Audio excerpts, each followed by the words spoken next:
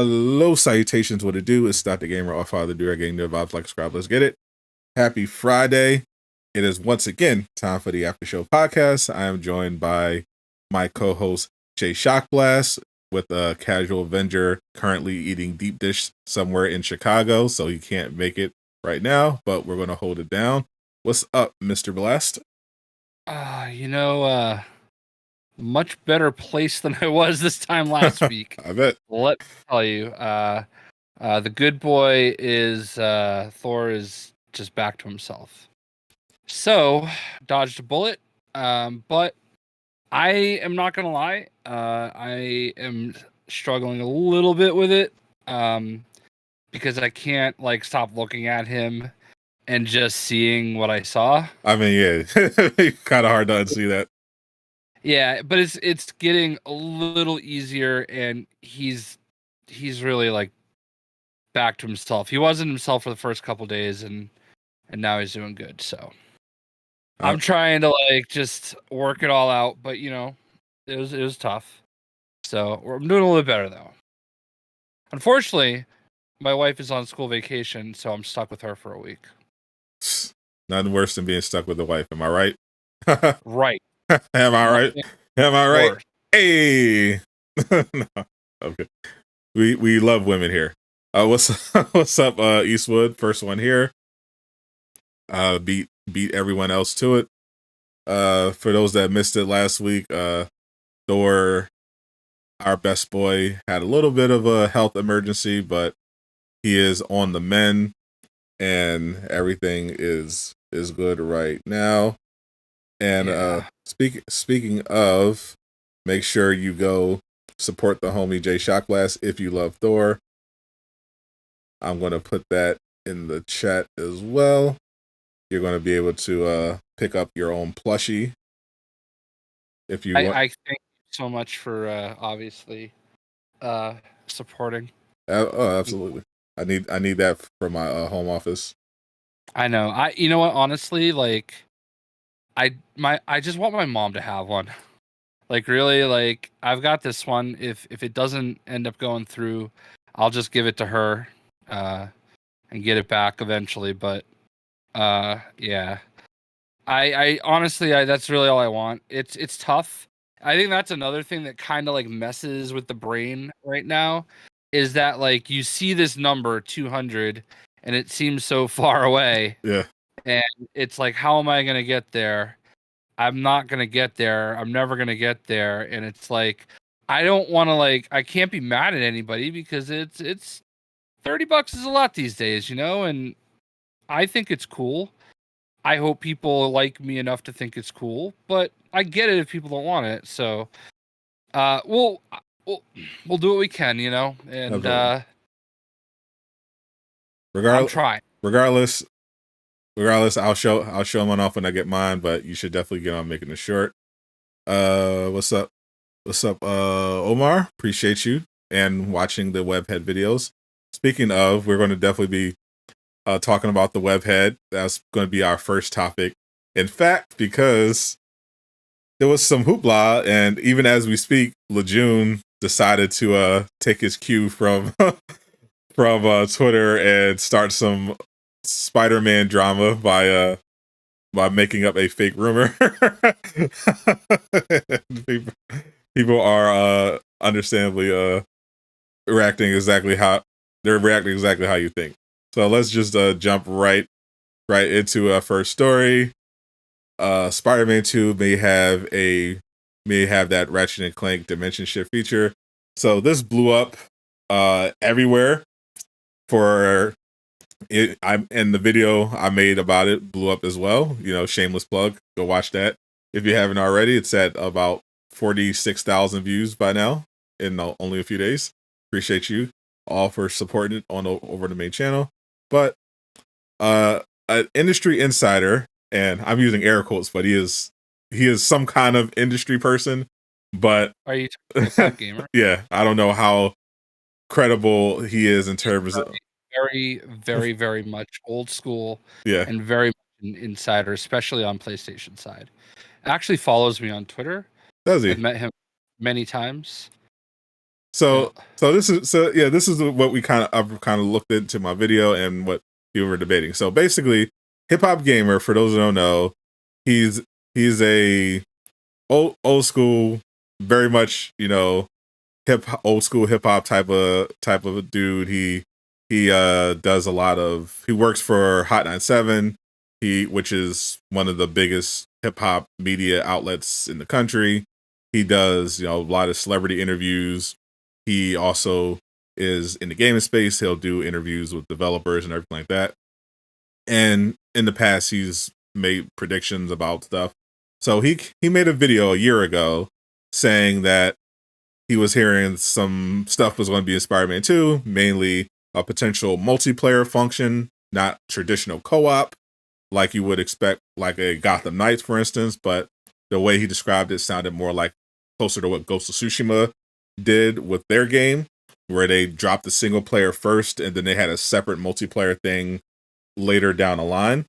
He also mentioned that they may be using and reworking the dimension shift feature, which they introduced in Ratchet and Clank Rift Apart, which allowed you to basically go and travel in between different dimensions, which implied that maybe they might be going with the Spider-Verse storyline, or, you know, the whole multiverse angle and exploring that. He also mentioned the possibility of a playable Venom being there. So the video didn't do much, but then he posted on Twitter, basically recapping some of the stuff he talked about in the video, and it went viral, because that's what happens literally anytime you post something on Spider-Man Twitter about Spider-Man 2 and make it sound authoritative. Everybody immediately runs with it, and everybody indeed ran with it. And surprisingly, there was a lot of backlash towards Insomniac, because a bunch of people all of a sudden are saying that actually they're tired of the multiverse and would hate the game if Insomniac did that. And they're also called into question the credibility of Hip Hop Gamer, because obviously you should never take leaks as gospel if it's not coming from someone, if it's not like a leaked screenshot or something, like verifiably something that you could see. If it's just some person saying a thing, don't take that at face value. Definitely don't blame Insomniac for it. That's weird. And it's really annoying. I'm really getting tired of people coming at Insomniac for no reason. But Jay kind of vouches for him. He doesn't do a lot he's no Jeff Grubb, he's no Tom Henderson, he's no even Miller, even in terms of how often he does, you know, these in-depth game predictions. I did do some digging. He has apparently gotten a lot of stuff wrong, but he's got some stuff right as well. So 100% take this with a grain of salt. But what do you think of this whole madness, Jay? Because you know Hip Hop Gamer more than I do. Yeah, so like I'm not like I just put a picture from PAX East in the chat. But I don't know him super well, but like I've like going back to when I did like Analog Hype well before my YouTube channel. Like he's somebody that we interacted with a lot back then. He's been around for a really long time. He's always been like a PlayStation guy. You really know everybody. I do. I have a few pictures with him, but yeah, there we are right there. But yeah, so he actually, back when PS3, I don't remember everything about PS3, but there was something on PS3 that was like a hub or something like that, like where you would go in, it was like your own little world or something. And he had like an actual like official channel on it. So like he's definitely old school. He's definitely been around a long time, and he was very popular like in his time, and obviously he's still doing a lot. The devs love him. He walks around with that belt everywhere. Yep. And like that's his thing. And everybody gets their picture with the belt. So like he definitely knows people. Does he get stuff wrong? Sure. Have I always loved Hip Hop Gamer? No. Because especially back then, he was one of those people that would not really like acknowledge his relationship with companies. And like he would like, I think he's mellowed out a lot since then, because we were all younger 12 13 years ago, and the industry has changed. But like he had a business relationship with Sony, and he never disclosed that, and that was like the issue that I always had. Interesting, because he would like kind of go after Xbox hard, and it's like, but dude, you get paid by Sony. I mean, you know, to be fair, L-Box is going to L-Box, so that was not the same. But anyway, so regardless, I mean, I trust that he knows people and he knows things. He used to be part of a big podcast with people that don't really do much today, and I think he did a lot with the Gamertag Radio people, which is has kind of blown up to be he hosted the Xbox thing. Why can't I think of his name? Godfrey and you know what I'm talking about? Gilbert Godfrey? No, Godfrey, Godfree. That's his. Not ringing a bell. And then there's, and you know, Khalif Adams, like Cock Can't Cook, that guy. Hold on. Why can't I think of his name? Boomer. Hold on. I'm sure he's. You'll know exactly what I'm talking about.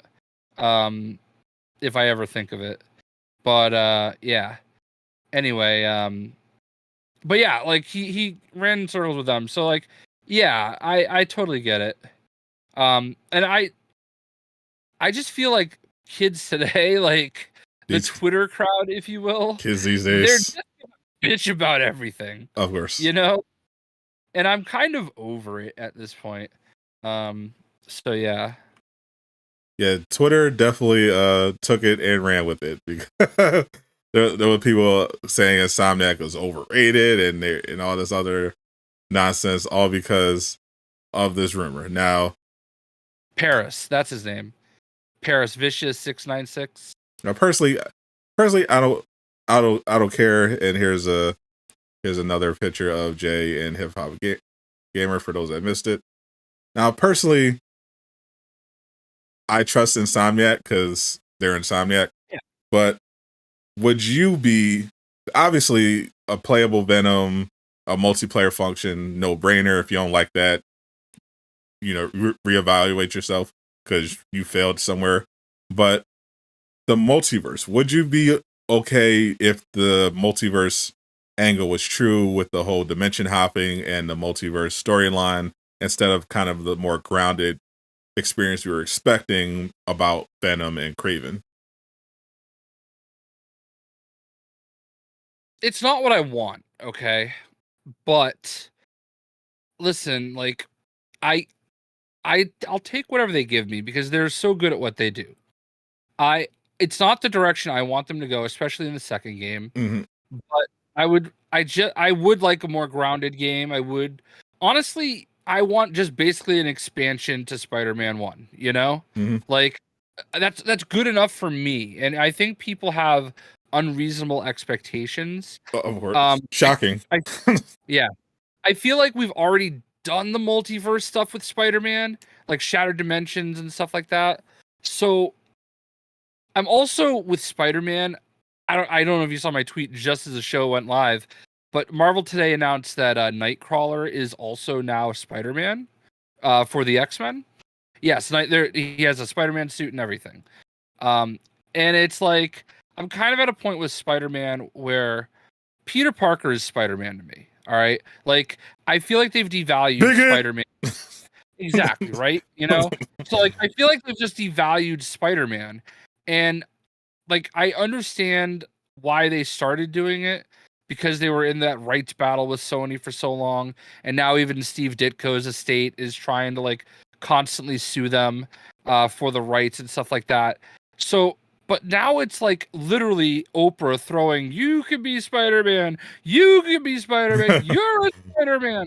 Like we're at the point where Nightcrawler is going to be Spider-Man. Yeah, that's ridiculous. just over it, you know? Like I'm fine with Miles, I'm fine with Spider-Gwen, I'm fine with, 2099. Like I get like this small little group of them, but I just wish they all had their own identity. Because Peter Parker is Spider-Man. He will always be Spider-Man. Sure. And everybody else exists because of him. And like I feel like that's less special now than it used to be, because now it just turns into a fight of, well, like, who cares about Peter? I like Miles. And that's fine. I'm okay with that. But like Peter is still Spider-Man, you know? So I wanted a Spider-Man story. I don't want to dig into I hate multiverses, period. You know what I mean? Like, so it's just kind of like I would rather that, but like I'm not gonna throw a hissy fit over it, you know? If that's what we get, I'm sure it's gonna be amazing. And I'm sure we'll find a way to love it and enjoy it. And I just wish more people would shut the fuck up and just let the game come out. Please. Yeah. You know? Absolutely. Like, yeah, like I actually completely agree, except for the rampant bigotry. Everyone is Spider-Man. How dare you? Wheelchair Spider-Man, gay everyone's Spider-Man. Like, it's not even just Spider-Man anymore. They're doing it with everybody. Have you seen they're like doing it with Captain America? Like now, like there's Captain America for everybody. Yeah, there's It's like this Cowboy Spider-Man. There's this whole mantle thing that Marvel's doing, partially because they're creatively bankrupt, partially because they're trying to appeal to Twitter, and partially because they're trying to dick over copyright holders and not give them royalties. Yeah, and it really does come down to that, and it's unfortunate because like I really feel like it's a tough spot. Like, why would you want to write for Marvel Comics and create characters for them? Because yeah, sure, you can live the rest of your life. Like Brian Michael Bendis hangs his hat on, I created Miles Morales. And like that is something that's always associated with him. But he doesn't own the rights to it, you know? And like, yeah, sure, he carries that everywhere. And like that's gonna be his, what we all remember him by. Ain't gonna pay your bills though. Right. And it's like there has to be, like, if you are expecting these people to create for you, there has to be some equity, I guess. I don't know what the right word I'm looking for is. That would be like, the legal term. Well, not equity the way Twitter weirdos on Twitter use it, but we're not talking about ESG score equity. We're talking about financial equity. Given or points, like they say in the business, on your work, so that when it gets used in a movie or a show or anything like that, you can get yourself a nice little check. DC, by comparison, is a lot better than Marvel in that regard, because they are not actively trying to screw every artist out of their royalty. So there are a lot of artists with DC who get really large paychecks whenever DC adapts some of their work, whereas Marvel is going out of their way to make sure that doesn't happen. And I think that's part of the quality drop we've seen, because if you're a talented artist, what would you rather do? Do your own thing and crowdfund and probably have a lot of success if you're good, especially if you dive into the culture war, or get with Marvel and get paid nothing, literally in some cases, and deal with the constant bureaucracy. Like, it's not worth it if you're trying to get into the business. It would be better for you to go DC, or hell, do manga or a webcomic. Yeah, I don't know the ins and outs of that. The only I know that like there are people that crowdfund stuff, and I feel like it's hard. Obviously, everything's hard. Of course. And like I know that like Ethan Van Sciver, who very famously in the early 2000s, like 2000s, 2010s, earlier. He was the big artist for like the Flash and Green Lantern, stuff like that. Actually, one of the first people we interviewed on my channel. But he's become like kind of a MAGA guy, and he got super canceled. And he's like, all right, fine, I'll just go make money on my own. And he like has this old thing called Cyberfrog that he brought to life. I remember. Yeah. I heard about Cyber. Yeah, the whole there's a lot of language. Say what you want, but the whole Comic Gate people, they're making bread. They're making bread over there. Cyberfrog is huge. As a matter of fact, I think Cyberfrog, Ethan Van Sciver is the Comic Gate guy, basically. Yeah. I think he actually owns the copyright to it, like literally. And I've always followed him because I love him. I love his art. Like, and you're a bigot. I don't love everything that he says. Obviously, there's a lot of people like that. But like, I'll never forget the fact that he gave me the time of the day when I was nobody. Okay, like literally maybe 1,000 subscribers on my YouTube channel. And we're at this little Wizard Con. Remember Wizard Magazine? They had like it evolved into something else. But they had like Wizard Con in Boston. And granted, he sat there and drew the entire time, but he spent 15 minutes with us and answered all our questions, all our stupid questions. And like, I will never forget that, because like he did that at a time where he was at the top and we were literally nobody. And he didn't have to do that. He was very busy. He was doing commissions. And we were just fans of his work, But yeah, he's been super successful with Cyberfrog. I actually backed his very first one, so I have it. I haven't gotten any of the stuff since, but I just see that like because I follow him and he's always fighting with somebody. Including people I like a lot. It's interesting that I've kind of kept up with how some people struggle to do that, and so I don't know, man. But like at the end of the day, I do think he got in good with DC. So whenever they're doing that Green Lantern Flash stuff, I do think he's getting those checks. Oh yeah, he is. Yeah. So he is doing. He's the outlier, I think. I don't know that there's much in between though. And it does honestly seem like a lot of the more MAGA people that like crowdsource their comics are that side of Comicsgate, if you will, are the ones that are more successful. That's actually a fact. Like, yeah, because the problem is, because we're so polarized, the culture war has made it so that people are super sensitive about when it comes to that sort of thing.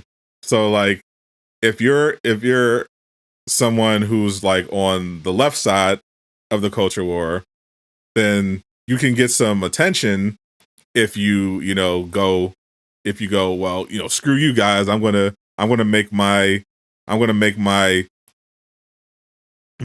black trans wheelchair bound Spider-Man Spider Person comic, and unfortunately that side of the aisle doesn't spend money on the comics or anything. It's really true, because like every time, and I go back to Jane Foster with this, okay? Because the one of the biggest problems I always had with Jane Foster was just the name, okay? And the way they announced her on The View. Okay, they went on The View where there's women and Jay hates women, right? and oh look, it's Thor. Thor's a girl now. Look, oh yay, Thor's a girl. And like nobody bought it. Like it's not attracting new people, and it's been proven time and time again that every time they do these things, it's not successful. But you know what people want? They want X-Men comics. Okay, because those X-Men comics sell through the roof. X people, sir. People, right? Well, remember when they actually considered not calling them X-Men, and then found out real quick, yes, you will. So, But that's my issue is that like they want to score all these like Twitter points and everything, and like those people aren't buying comics. They do not. The same people are still the ones walking into the comic shop and picking up their books. It's just a fact. And I understand it's okay to try to like cater to different people. I have no problem with like there being a diverse group of characters. My thing has always been you have to create new interesting characters. You can't just pass the uniform off and say diversity. they'll keep trying. They're not selling, but they'll keep trying. Yeah, what we're seeing is like the best thing you can do is either don't play the culture war, just make something good that's just on its own merits, or play to the right side of the culture war and get that right wing grip going. That's the best. We saw that. We saw that with Mario. Mario doesn't dive into the culture war at all. It became a culture war piece anyway, but it was a movie that caters specifically to the fans. Like it respected the fans, tons of fan service. They just they put it out. No, they don't beat you over the head with their politics. Just a fun movie for kids and fans of the Mario series, and it's destroying everything Marvel has done the last the last several months.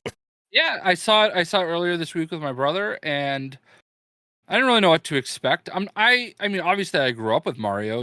Like I played all the games growing up and everything back on the NES, and I thought it was wonderful. I really enjoyed it. There's not a single thing that I would care to complain about. Like nothing. Like it was just a fun movie.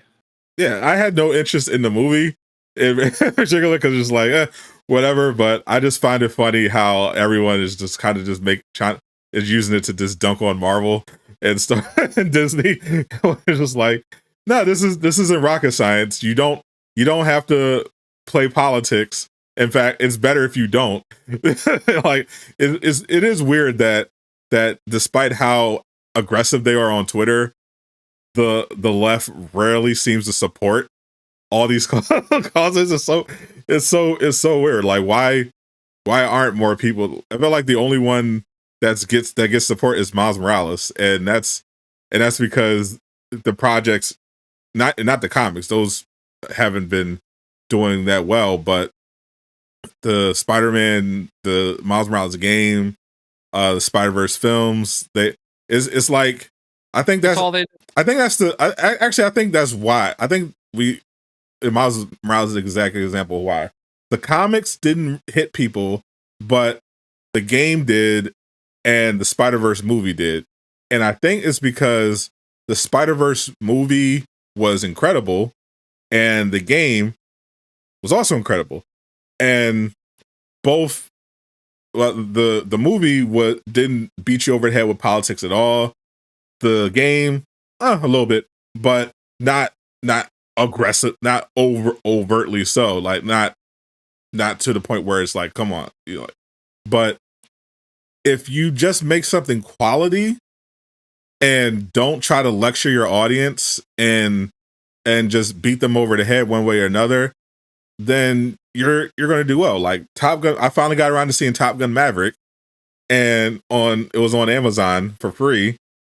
It is an incredible movie. Like it is not, a lot of people on the right were bringing up, Top Gun Maverick, like, yeah, take that woke, but it's not a political, it's not an overtly political movie. It's a movie that just respects the audience. Like it's just really well made, really well acted. It's a great story. All he did was just make a really good military movie that doesn't overtly hate America and doesn't force its politics down your throat. It's just a good movie, and people responded by giving it over $1 billion. Like it's crazy. It's funny because it was like it was kind of a joke for a while how long they waited to put it out, because it was right for a while, and then COVID happened. Like I remember like I love the challenge, okay, which was like it's on MTV. I don't know if you guys don't know about it. It's like it started as Road Rule versus the real. I heard of the challenge. I've never watched an episode, but I know what it is. Yeah, like my wife got me into it, and now it's like one of my favorite shows to watch.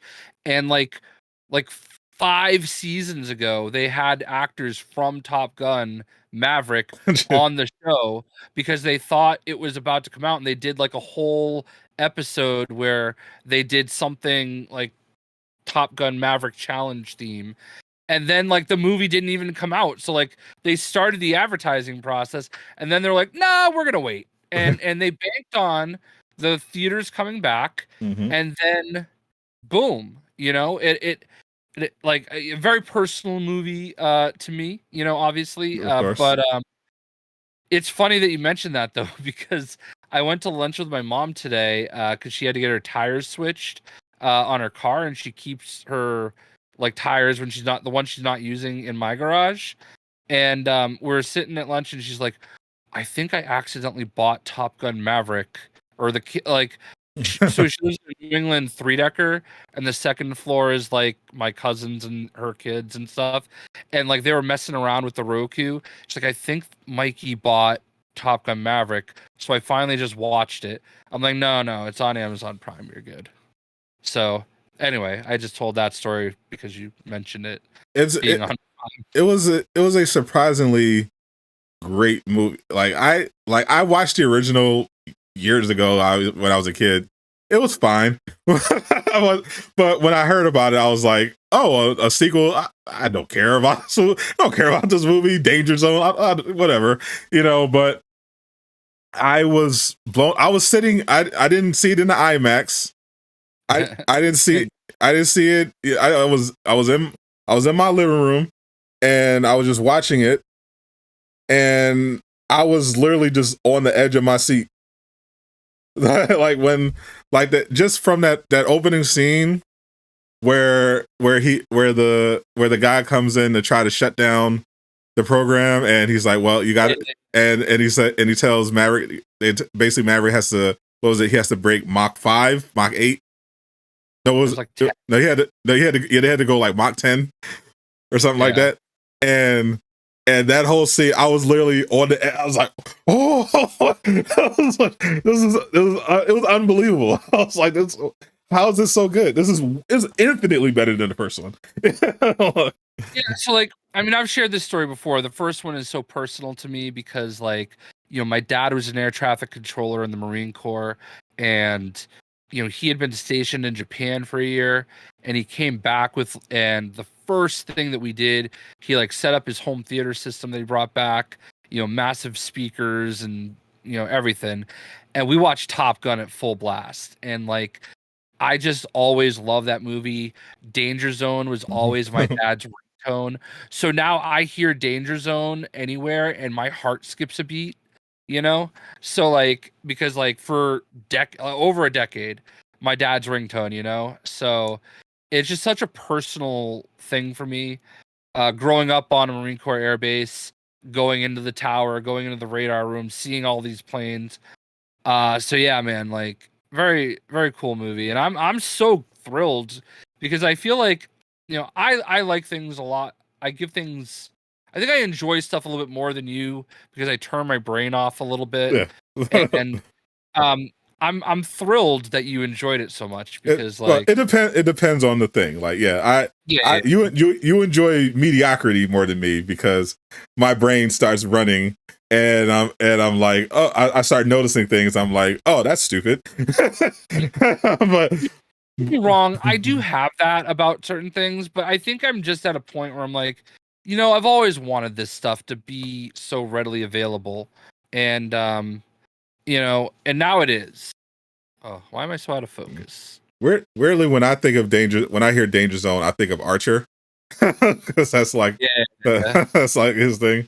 But yeah, I'm just like I can turn my brain off to a degree, but but I definitely can't. You're right, Jab Mind Tricks. I can be a little elitist when I'm not one of those like people who only like watch the Oscar bait I'm not one of those people. Like I want to watch a good movie and a good story.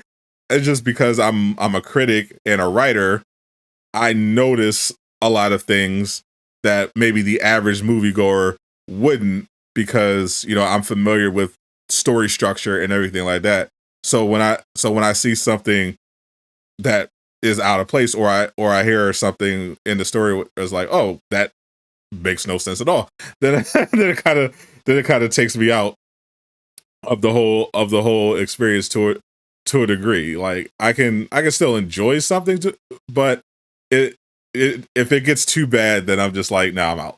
Like I can't sit through it. If I'm in a theater, then it is what it is. But if I'm at home and I'm watching something and it hits too many of my this is stupid triggers, like because there's so much content available, I've had to make it so I had to force myself to be like, okay, I need to be more choosy with my time. So I've trained myself to kind of know when to bail rather than try to force myself just to finish it, because you'll fight that feeling where he's like, well, I'm not really enjoying myself, but I started it and I want to see how it ends. I'm like, nah, if I know this is not going anywhere, I'm just gonna bail. I feel that. Excuse me. Yeah, but I mean, like, I guess it's different because I like to go to the theater. It's expensive, obviously, but like, I like to see big movies in the theater with my huge bucket of popcorn, and I feel so I feel you. I do now that I got some time and cash, I might go see John Wick, the last one, because I'm a unapologetic John Wick fan. The movies are stupid, but they're amazing.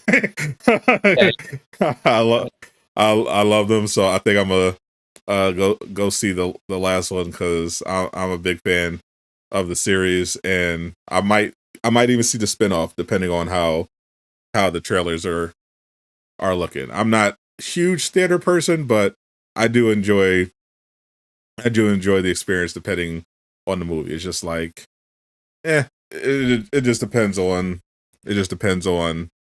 what it is. Like, to me, the whole event film is kind of like, the last time I went to a theater and like had like that event feel was probably the Dragon Ball Broly movie. Like, and before that, it was like Endgame probably. But I feel like it's not the same, especially with how much Marvel has fallen off. Like No Way Home 2 was pretty lit in theaters, but I feel like there's just not a lot of movies dropping nowadays where I'm like, I need to see that in the theater. I have a group, like my brother, my buddy Madman, my buddy Yid, the four of us. There was a fifth person for a while.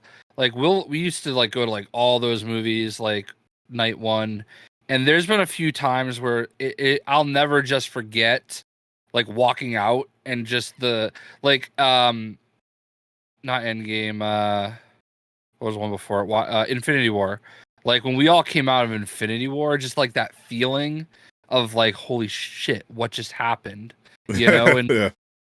all of us just standing there. And another one, The Last Jedi.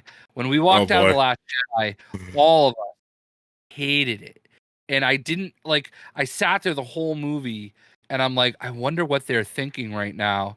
And like, we're all big Star Wars nerds, and we're gonna walk out of this, and I think this sucks. Like, great visual movie, stupid story, okay, and we just walked out, and like all of us like hated it, and it's just like I love that feeling, and as we've Hate gotten bring you older, together.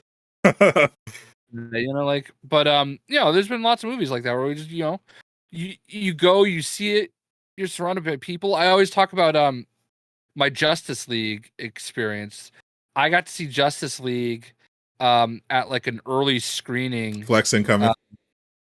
No, I knew somebody that hooked me up with they had like, it was like a MasterCard reward or something. And it was like an advanced screening in Boston. And I drove out there to see it.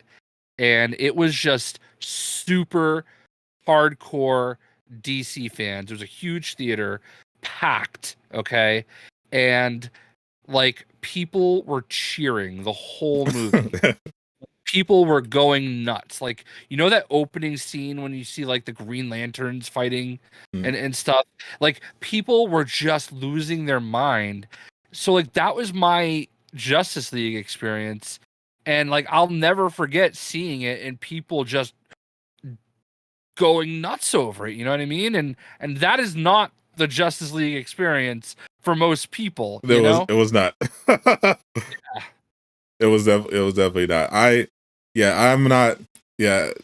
not a prime rib lobster guy. I wish I could afford a prime rib and lobster, but my local theater isn't that fancy. You know, I mean they have some good options. You know, a little, you know, you get some sliders. They got ribs.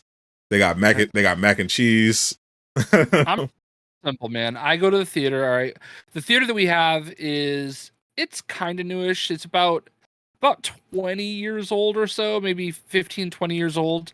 And it has like one of the like super fancy theater rooms with the reclining seats and everything. And like the screen is good. It's not like anything spectacular.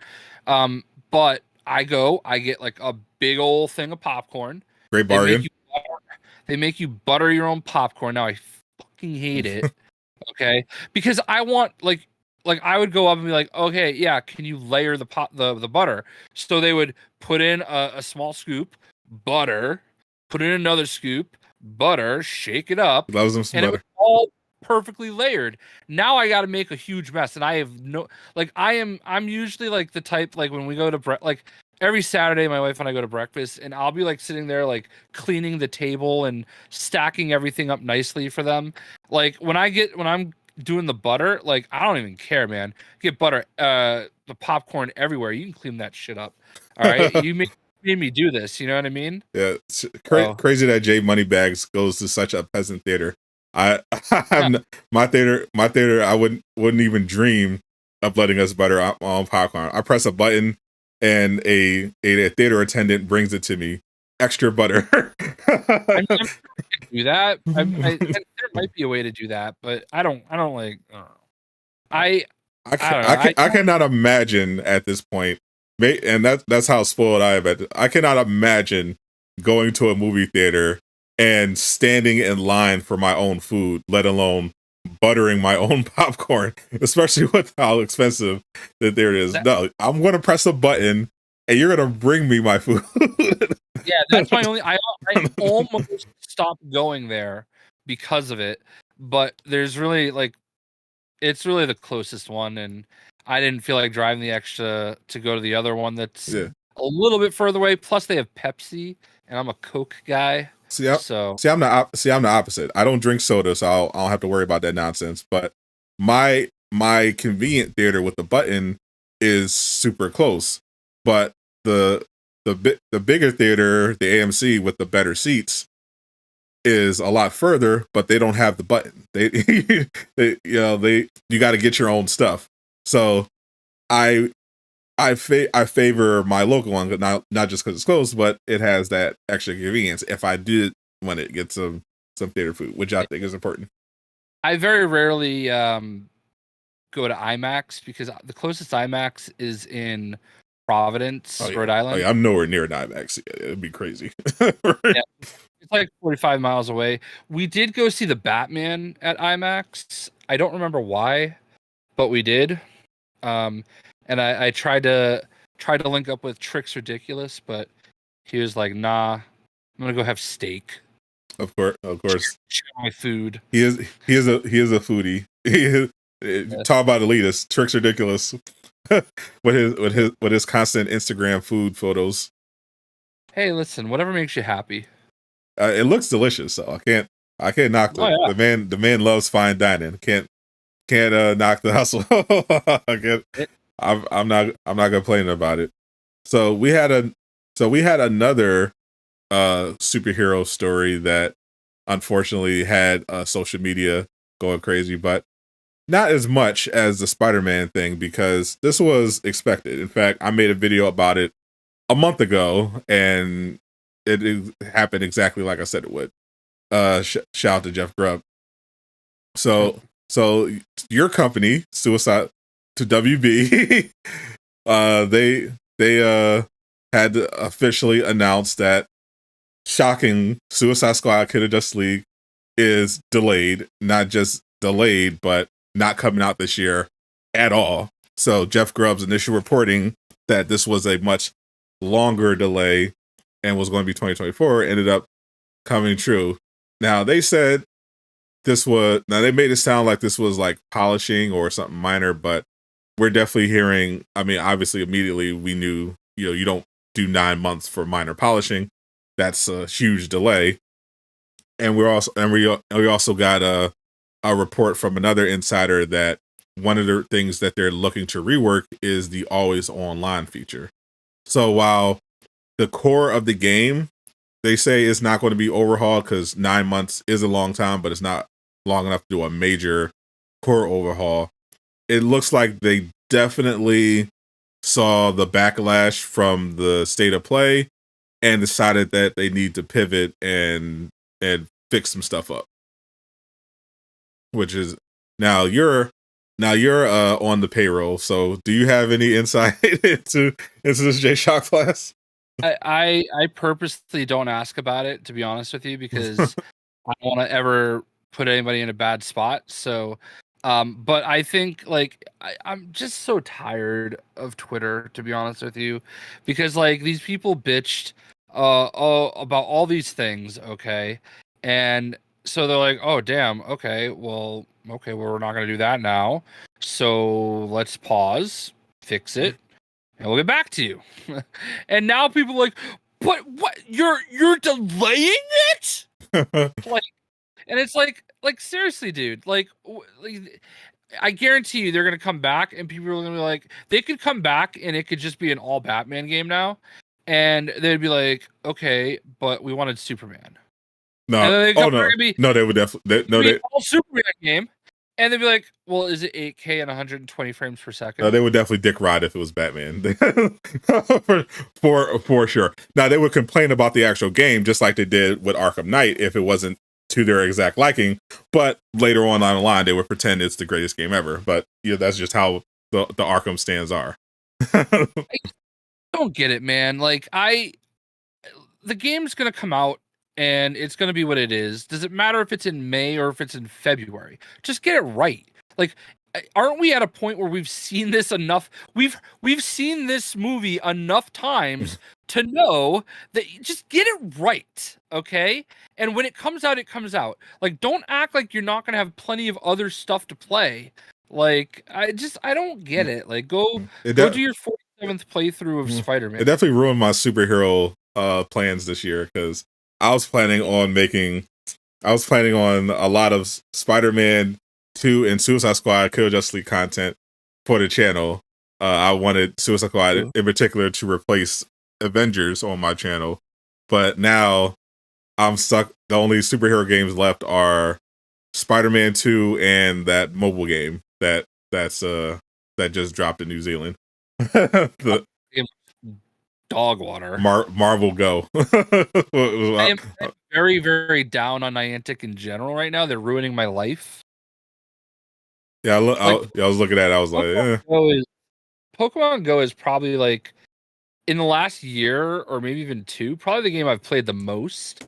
I really just enjoy it because it kind of like we all have our thing, and like for me, collecting is what like scratches my itch, if you will. Like clearly, it's like a mental thing. Like, like you have people that are hoarders. Like for me, I like the hunt. Like that's always been like what I loved about collecting. Like look at your room behind you. Exactly. But like I can order. Okay, like this is the one that I was chasing for a while right here. Espeon. Okay, this is the newest Eevee evolution Funko Pop that came out, and I ended up ordering it online eventually, but not before I spent like a couple weeks going to literally every store trying to find it, because it's so much more fun to like find it instead of just pressing a button and ordering it online. And like not many people are that way. There are a lot of people that are just like, "Oh, I'll just order online, no big deal." You know what I mean? Yeah. So like, Me. but for me, the hunt is part of the enjoyment. Like my brother's down in Jacksonville, Florida right now, for a wedding. His roommates that he was living with before he moved back up here, they're getting married, and like he's sending me pictures. He's just going to, like, he's literally driving around everywhere, going to all the comic shops, going to all the video game stores and stuff, and just sending me pictures of the cool stuff he's finding. And like I think he bought like hold on, he bought he found for like $20 old he bought X-Men Legends on PS2. Love that game. And he found Ultimate Spider-Man. I think it's sealed for PlayStation 2, $139.99. And what was the other one he picked up? Justice League Heroes on Xbox for like $15. This sounds like a great vlog. If if you wanted to put that together. It really is. Like, it's just a matter of like, going around everywhere and like, oh, this is cool. I want this for my collection. You know what I mean? And that's just the way we've always been. It's always been about the hunt, So like that's what Pokemon Go does for me, because like it's like, oh, I want to find all the shinies. I want to get all catch them all. And like this new Marvel version of that does not do that at all for me. I have zero doubt I'll try it for like 10 seconds, hate it, and never play it again. I'm still waiting for gameplay. I don't know exactly what it is. I know you create your own character, and I mean the characters I've seen created look horrific, but you're kind of mixing and matching assets from the different Marvel characters. But you're like fighting. It kind of looks like an action RPG, but it's augmented reality. It's weird, but yeah, I'm probably not gonna dive too much into it, but maybe if once it is available on Android, I may give it a shot. But I'm not. It's not something that I'm looking forward to on the channel, and because I'm a console guy. But now that Suicide Squad is gone, it's gonna be rough. Niantic is a very stupid company. Okay, like they make Crystal Dynamic like look smart. Okay. Here's why they're ruining my life right now. Okay. So they have these things called raids that you do in Pokemon. And what they want you to do is leave your house, go to a very specific geographical location where there is a gym and a raid is happening, and do it there. Okay. But because of the pandemic, they created these things called remote raid passes where you didn't have to be there. People could invite you and you could do them remotely. And it was a smash success. There are nights where I'm bored and I just want to lay on my couch and watch something. And I'll sit there. There's an app called Poke Genie where you can jump in and like say, I want to do an Eevee raid. And it'll put you in a queue. And when it's your turn, it'll give you somebody's code that's doing the raid. You send them a friend request. They invite you to the raid. Super cool. Like I've done raids all over the world because of it. All right.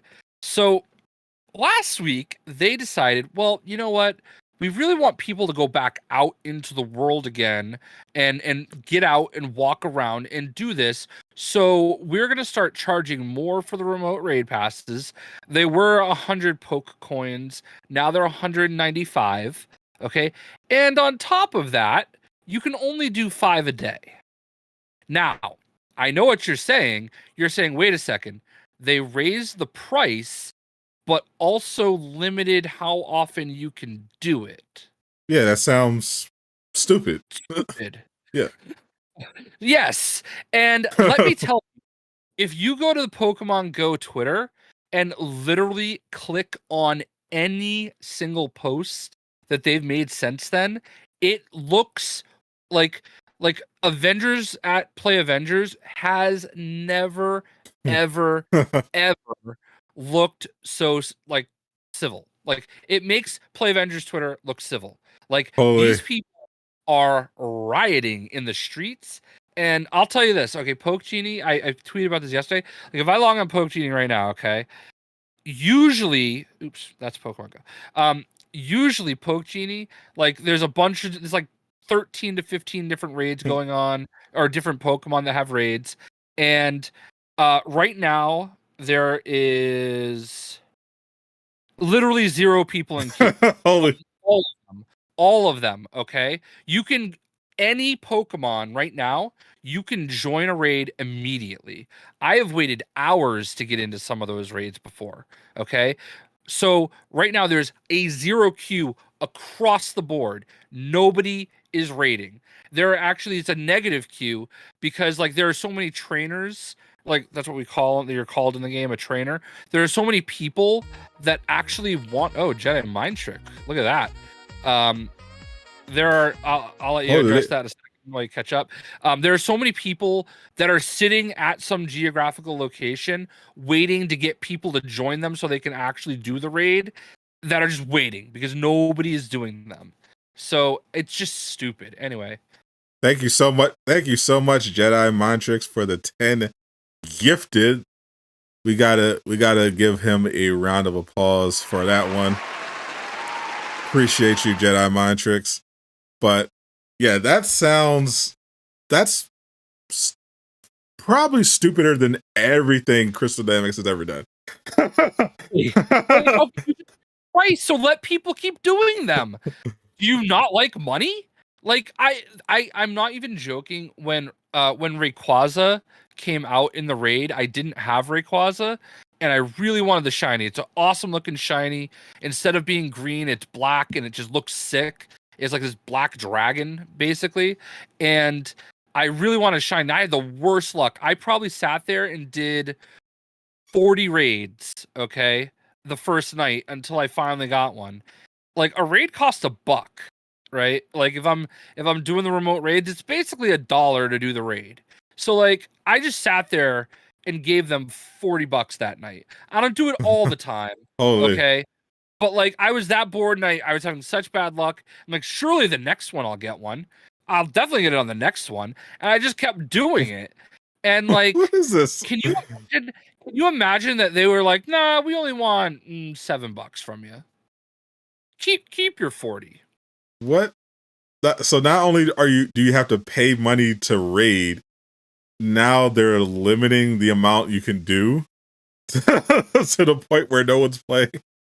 So you can get free raid passes for the in-person ones like every day. So like if you go to an in-person raid, I think the first few it'll give you a free raid pass, but like if you want to do more than that, it's a free to play game, so they're going to make their money somewhere. Of course. But like how dumb is that? Like we're now basically doubling the cost of doing a raid, but you can't do that many.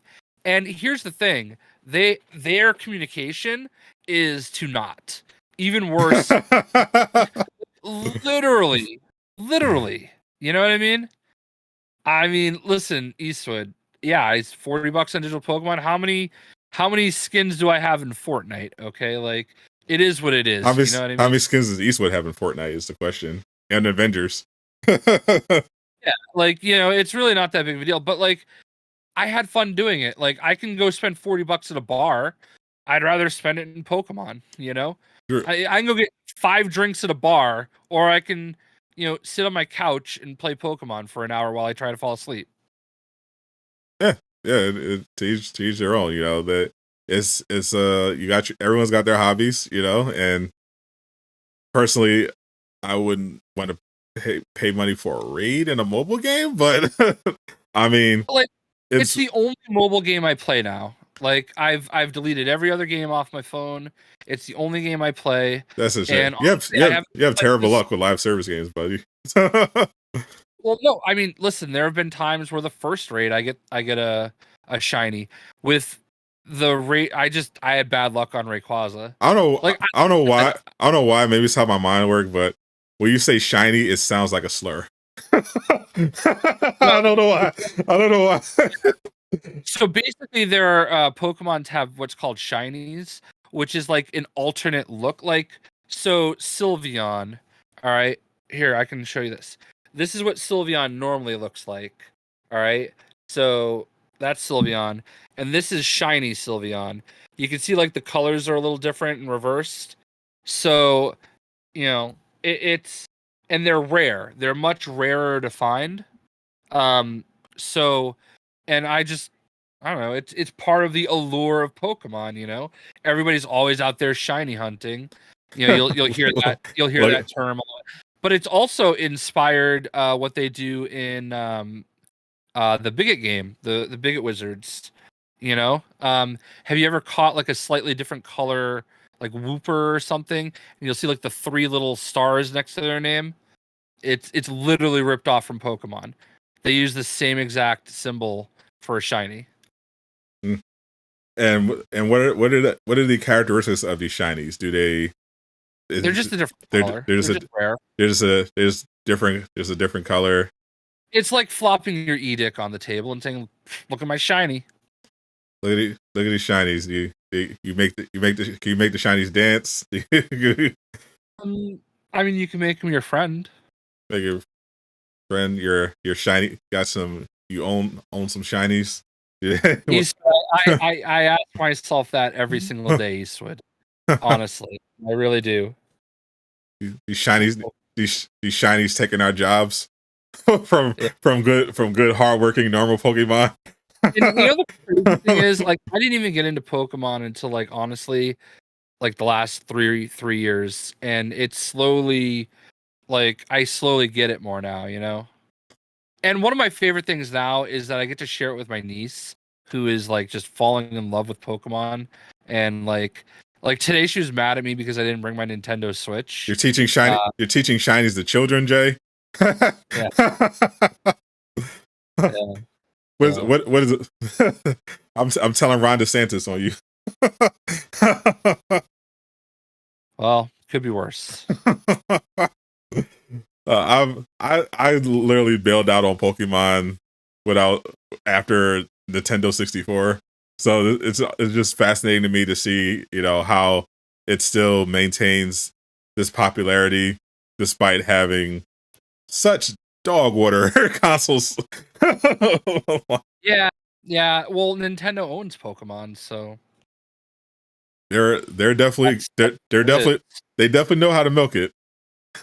Can you imagine like a Pokemon game on PlayStation 5 and Xbox Series X? Like, oh yeah, I would actually play it. I mean, it would just be incredible.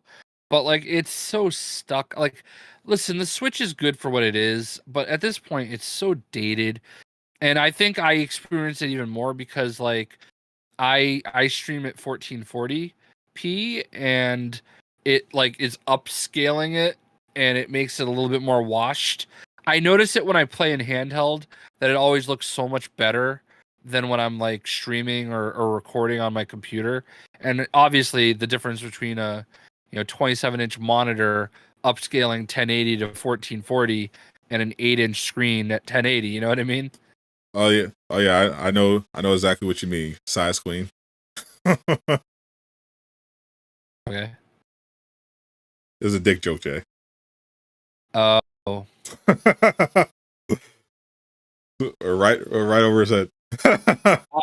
Acknowledged. No, I'm not. I wish they would at least have a new Nintendo system that would be worth considering, because I would happily dive back into Nintendo, but I just have zero interest in the Switch, and playing 3 Pokemon games a year and a Breath and another Zelda is just not really appealing to me. I didn't know Zelda at all. I bought it and I played it at launch and just didn't. I don't like the idea of like your weapons breaking. I just hate it. And I know there are other games that do it, but like that was just a huge turnoff for me, and I'm not sure I'm even going to bother with this one. Sounds like a skill issue. Maybe. I mean, there's some FOMO creeping in, but like at the same time, like I have never had much success making Nintendo videos. I just like the only game I've ever had any success with is Marvel Ultimate Alliance 3. You know? Yeah, I know you, which is weird because you love Pokemon.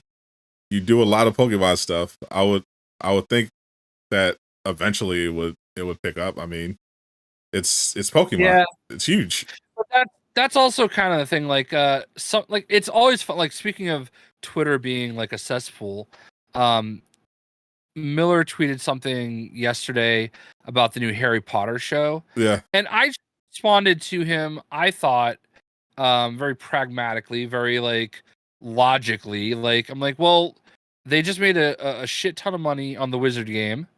And obviously they know that Harry Potter sells. Correct. So it makes a lot of sense that they're just gonna double down on more Harry Potter. You know what I mean? And then like this one weirdo comes in and like everybody started like the people that responded to me started responding very emotionally. Even Miller, which fine, I get it, I understand. I wasn't trying to show him up. I was just trying to have a conversation. But it's always funny when they like click on your channel and like try to be like, oh, how do you have more subscribers than me and I'm getting more views? I'm like, first of all, I posted those videos a couple hours ago. Second of all, it's a niche game that I'm just enjoying playing and I'm putting videos up. I don't care. Okay. Like I'm beyond the point where it matters to me. Like I'm gonna do what I'm gonna do. Like you don't know how Twitter works or YouTube works. So whatever. But like that's the thing with Pokemon. Like I love playing the game, so I'm just gonna play them. And if people watch, they watch. Great. If they don't watch, they don't. Whatever. I have had a little bit of success here and there when like something like this comes out. Like this is something you can get at GameStop and it'll get you like a code and you get like a specific Pokemon. And I'm like, oh, how to get flying Lechonk. You know, I've had a couple videos like that do okay. I'm just mad. I missed this drama. See, I haven't been on Twitter ever since I realized that Elon is suppressing basically everyone that tries to link off of Twitter if they're if they're not giving him $8 a month. It wasn't even really drama. It was just, you know, like Miller was defending his point, and I felt like he was. Well, that's your problem, Jay. You're a straight white male, and you're talking about Harry Potter, and not completely shitting on it. And that's the crazy thing is like I don't even care about Harry Potter. I'm not even a fan. I'm just saying that from WB's perspective, it makes a lot of sense to want to double down on Harry Potter and especially the stuff that people know. And I'm sorry if they can remake Fresh Prince, they should be able to remake anything. Oh, I'm on Miller's Twitter. I'm distracted because he just posted the first gameplay of the new Marvel game. It looks dog water. It's actual dog water. Holy. But I can see, like, yeah. You're not wrong though, obviously. Why wouldn't WB go all in on a Harry Potter show, especially the premise of that? Like, obviously the Fantastic Beasts crashed and burned, but that's because, you know, that series it's not Harry Potter, and it quite frankly is pretty stupid that they even tried to make that trilogy to begin with. It's like a 50-page book. But it's funny. I actually liked. I saw those, the first two anyway, and I liked those movies. I like Newt Scamander. Like, I think I liked the Beast a little bit more than I actually liked anything I saw Harry Potter. I like the first one. I like the first movie, but I thought it was going to be a Fantastic Beast movie. I thought it was going to be Fantastic Beast. They started off with a Fantastic Beast movie, and then they just turned it into the Grindelwald story for Voldemort and for Dumbledore and his boyfriend. Like it was weird. Like I was sold on the premise because there's a lot of really interesting stories I thought you could tell with the magical beast premise, because there are a lot of really interesting, because I actually own that book, and I read through the descriptions and lore of the different creatures, and I imagine and that you could have some really cool stories with some of those creatures. I think I even back when I was a kid and was still doing Harry Potter fan fiction, I incorporate some of those creatures in the actual book, in my actual stories. Wait, that is the whitest thing you've ever said. Fan fiction? What is white? So, no. So Dot the Gamer used to do Harry Potter fan fiction? Obviously. Who did? Hold on. What is white? What is exactly white about? Are you saying only white people can write, Jay? You saying writing is for white? You saying because I'm black, you're shocked that I could write my own name, let alone write my own original story based on a popular IP? You bigot. Is that what you're saying, Jay? You're surprised that black people can write? Well, if the do-rag fits. No, I think you know exactly what I'm getting at. Yeah, I know. I'm calling Al Sharpton as we speak. I'm getting you out of here. Dot the Gamer did Harry Potter fan fiction.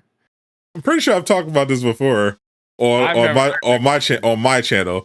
But okay, yeah, I was unlike you posers, I was actually OG Harry Potter fan. I made no apologies about it. When I was a kid, my uncle, God rest his soul, he introduced me to the books because him and my mom both wanted to nurture my reading because I originally went to some pretty horrible schools in some pretty horrible neighborhoods.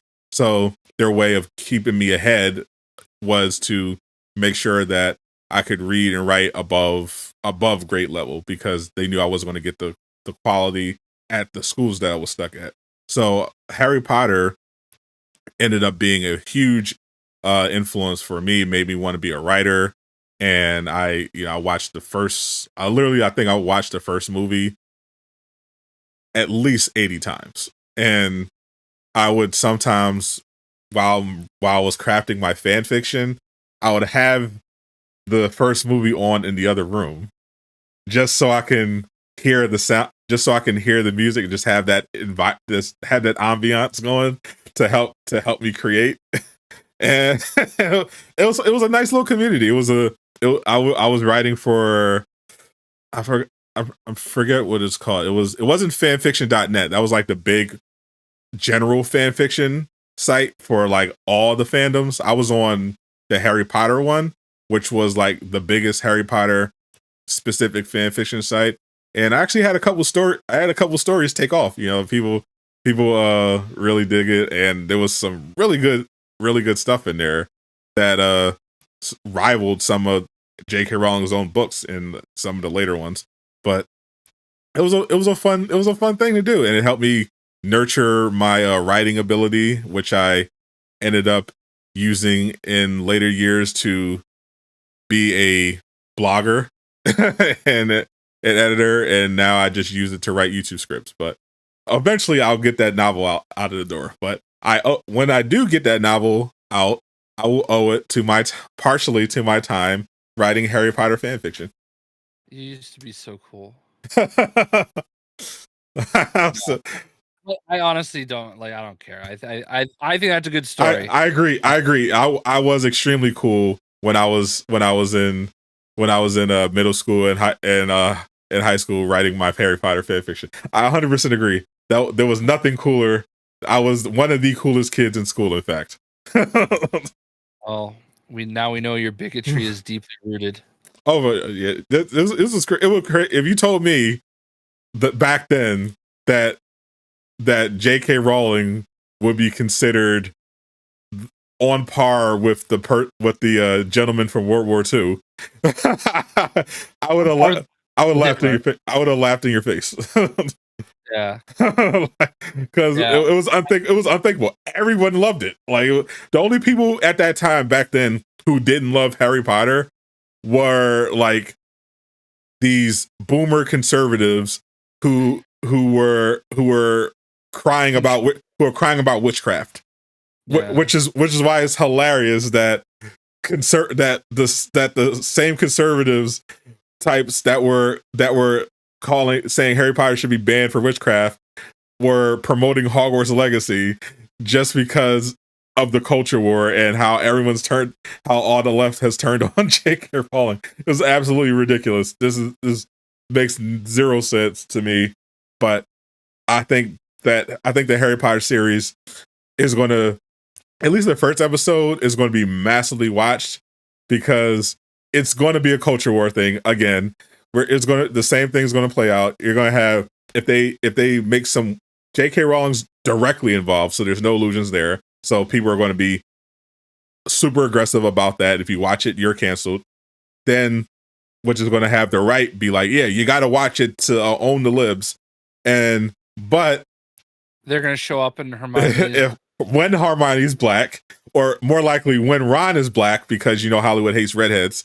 When Ron is black, then the right is going to be like, "Oh, this is woke garbage." But then also you got to kind of watch it because the left side, it's going to be weird. It's going to be Velma on steroids because they've committed. It's probably going to be a decent show, but people are going to be so polarized over it. And WB committed to 7 seasons, I heard. HBO committed to 7 seasons of this. Cancel it just as easily, I guess. They could, but I know, I'm pretty sure it's going to get enough viewership to at least justify 2 seasons, maybe 3. But I think this is either going to be a masterpiece because as much as I love some of the movies, to me, only like the first really holds up. Maybe the second, but having it be actually faithful to the books and spend a whole season on that, it's probably actually going to be much better over the long run in the movies. Just as that a lot of people have this attachment to the original cast and everything like that. So it's going to be, a hurdle to climb. But if they actually get people who can write and know what they're doing and they faithfully adapt the books, this is going to be massive. Again. And I think it's funny that you say that because, like, it just seems like everybody is always going to be wishy-washy. Like, they're going to pick and choose the times it's okay to remake something. And, like, there's just so many things that, like, people will try to, we're going to do the live-action Little Mermaid, okay? Mm-hmm. And I'm going to be honest with you, like, I was like, all right, I mean, that's not what Ariel looks like, but whatever. I saw the trailer the other day for this live action Little Mermaid, and it just was like, now I understand why this director stand for this girl to be the Little Mermaid, like her voice, like she picked the say her person. name, Jay. Say her name. I don't know her name actually. It's Chloe Bailey. Actually, her and her sister have they're both actresses. They're both musicians. They actually are like a duo. And Chloe Bailey. I think Chloe Bailey is her sister. Halle Berry is Ariel, and it sound not no relation to the Halle Berry we know, but it's Halle and Chloe, and they're amazing. They're amazing. Yeah, she sounds spectacular. It's weird because like her dad is like absolute cornball white in like Triton or whatever. So like it's whatever, but like I don't know. Actually, isn't no Triton pretty sure he's isn't Javier Bardem. Maybe he looked I thought it was like no, pretty sure it's Javier Bardem is her. I thought it was is Triton. So I thought it was like the guy that was Paul Giamatti, maybe. Yeah, no, yeah. I thought it looked like him anyway. Yeah, no, all right, so whatever. So yeah, she's black. He's Spanish. Okay, but like still, like I just feel like people pick and choose, when it's okay to like do that stuff, you know, like to redo a cast or to cast this person. Like even when they cast for Miss Marvel, they're like, oh, but she's not actually Pakistani, I think. You know, and like when they cast the dude for Namor, like they're like, Namor. oh, but he's not this, you know. Like it's like we're getting to a point where there are people that it's never going to be good enough, you know. It was actually hilarious. They did the same thing with Multiverse of Madness when they cast America Chavez, because maybe that's what I'm thinking. Because they argue that was it Chacho Gomez was not dark enough, which extremely racist thing to say. We'll put that aside.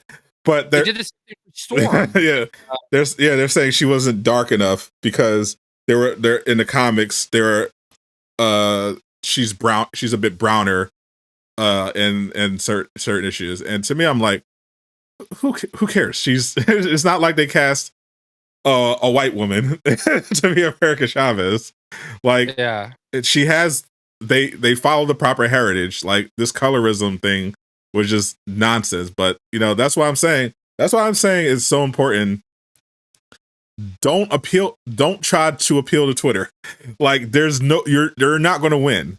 Like, there's no upside. There's zero upside to pandering to these sort of things, because the standards are going to shift. They're going to move. There are no morals. There's no consistency.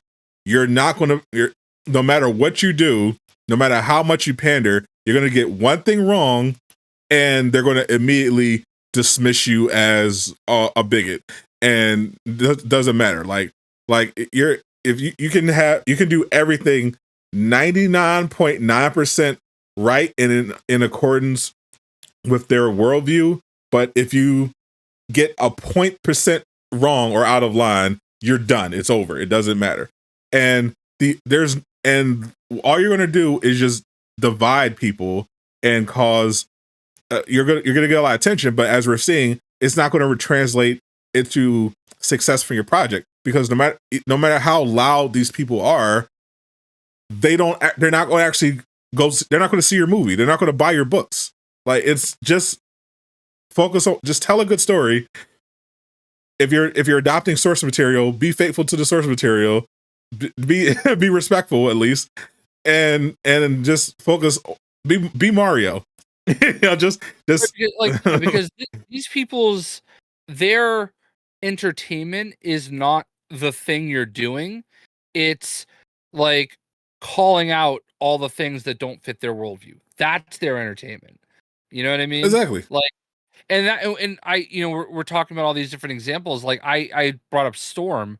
I don't remember the girl's name that played Storm in that last run of X-Men movies. The Apocalypse one. Yeah. Like, people were complaining that she was like too light skinned. She was just as dark as Halle Berry was. Well, I think they made the same complaint about Halle Berry. She was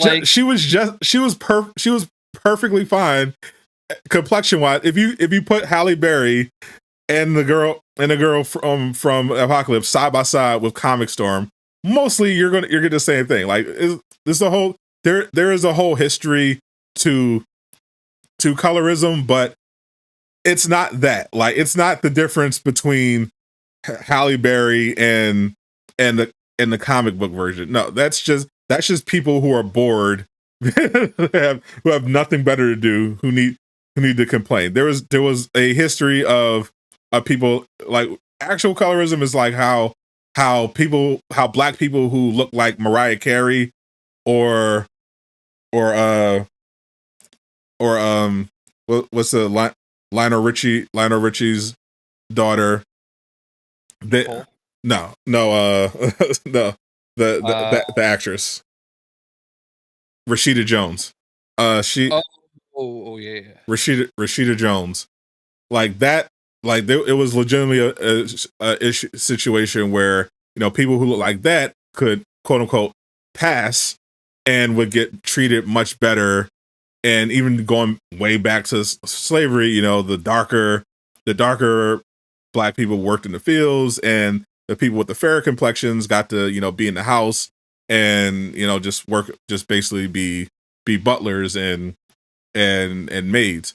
So there's a history to it, but when you go from that to complaining that the actress in the multi-million-dollar movie is slightly lighter than the fictional comic book character that she's playing, you're out of oppression. Like you're at a point where your life is so good that you're just making stuff up to be offended about. And I remember the same thing with Storm in Marvel Future or Marvel Strike Force. They were coming out with like a version of Storm that had the mohawk, and they're like, wait, but she's too light skinned, and like they actually changed it and made it darker. Like they like people will. That's the thing though. Like these people, Quincy Jones, thanks order. Quincy Jones is a receipt. Yeah. That's what threw me off when you were like Lionel Richie. I'm like, Nicole Richie? Anyway, and that might not even be his daughter. I don't know. But I think it is. Okay, yeah. I'm not great at all that, but yeah, man, like it's just these people, their entertainment is not like watching the thing. It's like complaining. It's complaining about how it's not the right thing of this and this and this.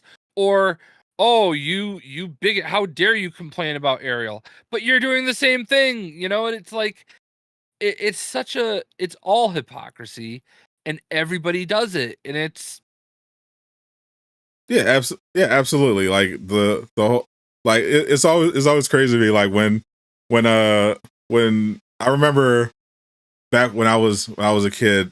Remember the Tom Cruise movie, the Last Samurai? Yeah. I remember a Paul. Yeah. I remember a Paul Mooney joke about that because it was kind of a bit like, it's like, why is this white man in the Last Samurai, and he said he made a joke about how the next movie they're doing is the last N-word alive starring Tom Hanks. I was like, I watched that movie and I liked it, and it actually made sense. It was because they were traitors.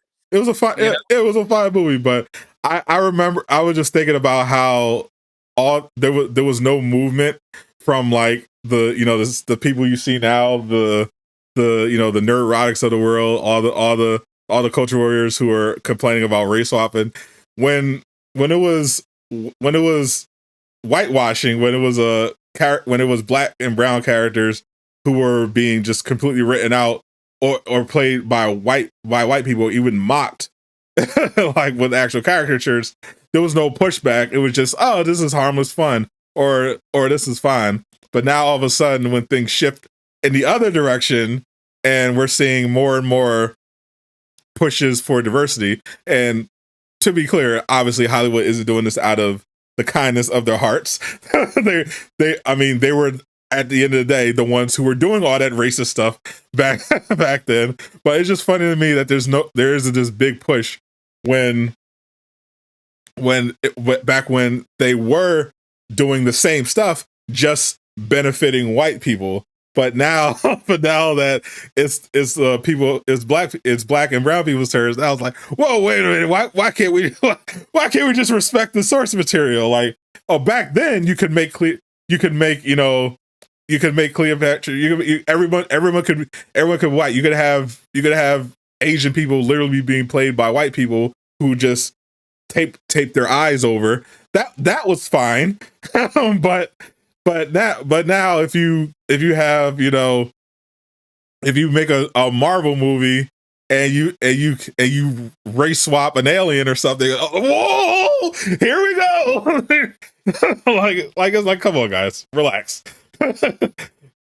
Yeah, I don't know, man. It's just people pick and choose when the best actor should be cast, Like that's always the art. Like for Ariel, right? Well, they should pick the best person to do the role. Okay, that was the argument, and it's valid.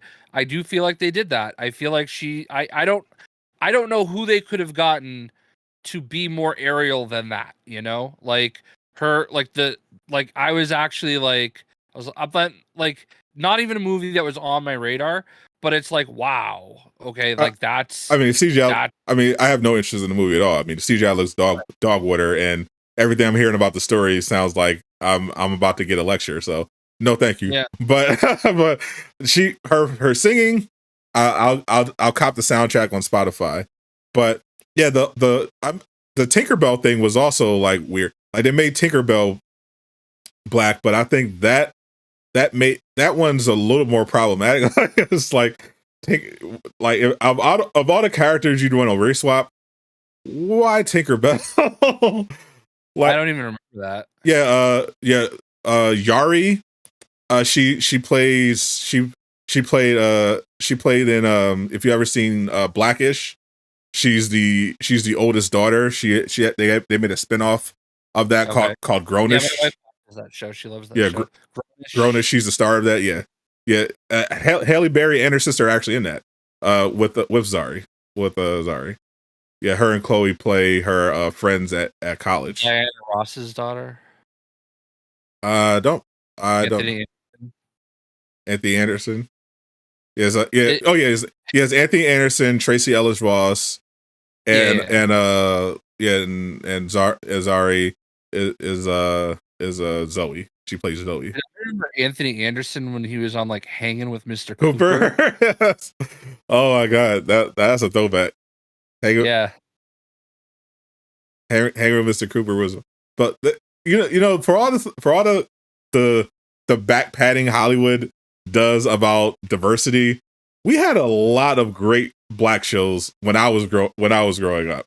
Like Cosby Show, obviously, before we found out what happened what's going on behind the scenes, but you had I was in an absolute golden age when it came to black entertainment. Like I had the Cosby Show, I had Family Matters, The Fresh Prince of Bel-Air, Hanging with Mr. Cooper, Moesha, Jamie Foxx, and Living Color, Sister, Smart Guy, One on One. Like it was banger after banger everywhere.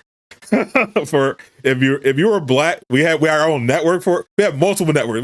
We had BET, so we had the music stuff like Rap City, The Basement, and 106 in Park, and Hits on the Streets, and then you had UPN, which they basically put just all the black shows. Like it was fire. UPN 38 in Boston is where the Bruins games used to be, so I remember that. Moesha, that was Brandy, right? Yeah. I was in New York City for when I was in college. There's like a radio convention. I was the music director of my college radio station, and I went to the old ESPN zone in Times Square, and I was honestly just killing time. I was by myself, and I'm ready to leave. So I go to the elevator, and no one's on it. I'm the first person to get on, and as I turn around, a very pregnant Brandy gets on the elevator with me, and they like don't let anybody else on. So I knew it was her, and I said hi, and that was really it. She was nice. She smiled and said hi, and then we got off the elevator. Cause she sounds like something Brandy would do. Wonderful, love you. She was super. Like she must have been like 8 months in at least. Well, I had a huge crush on Brandy when I was a kid. Yeah, I was jealous that Kobe got to go to prom with her. I have this thing like I've met a bunch of people on elevators. Like I rode an elevator in Miami when I was in high school with Old Dirty Bastard. We're in South Beach. It's like 3 a.m. Keeping in mind, I'm the oldest of the three of us. I'm 18. My two friends are 17, and we're in the parking garage going to get our car, and we get in, and Old Dirty Bastard gets on the elevator with us with 2 parking attendants and like 3 strippers, like absolutely wasted. and so pissed because his car got towed, and they're like bringing him to his car or something, and like we're just in the back of the elevator, and like all of a sudden and this is a very 18-year-old thing. Like my buddy Frederico, he's like, "Hey Jay, how much do you have any cash on you?" And blah blah. And my buddy Chris just kind of punches him in the shoulder and like points to the literal gun in the back of his pocket. And we get off the elevator, and he's just like, "That dude raps about robbing people. You're gonna talk about money?" Like it's such a total say it, say it, say it. It's a white person thing to say. I have no idea what you're talking about, Jay. Well, the person that said it was Brazilian. Okay, so I think that's acceptable. Yeah. Anyway, yes, it's a different type. It's a different type of racism when it comes from Spanish. Okay. When it comes from Spanish people. Okay. Well, I think even that is racist because he's Portuguese. It's still racist, but it hits different. Anyway, but yeah, so like elevator with ODB and Brandy, and then I also my other funny elevator story is it was the Black Christmas tour with Ozzy Osbourne. I don't like how you said black there, Jay. Well, I was a little aggressive. Yeah, it was the Black Christmas tour with Ozzy Osbourne and Rob Zombie, and I had all access passes. So I get on this elevator to go down, and as we get on, the band Mudvayne gets on the elevator with us in full makeup, like they're on the tour as well.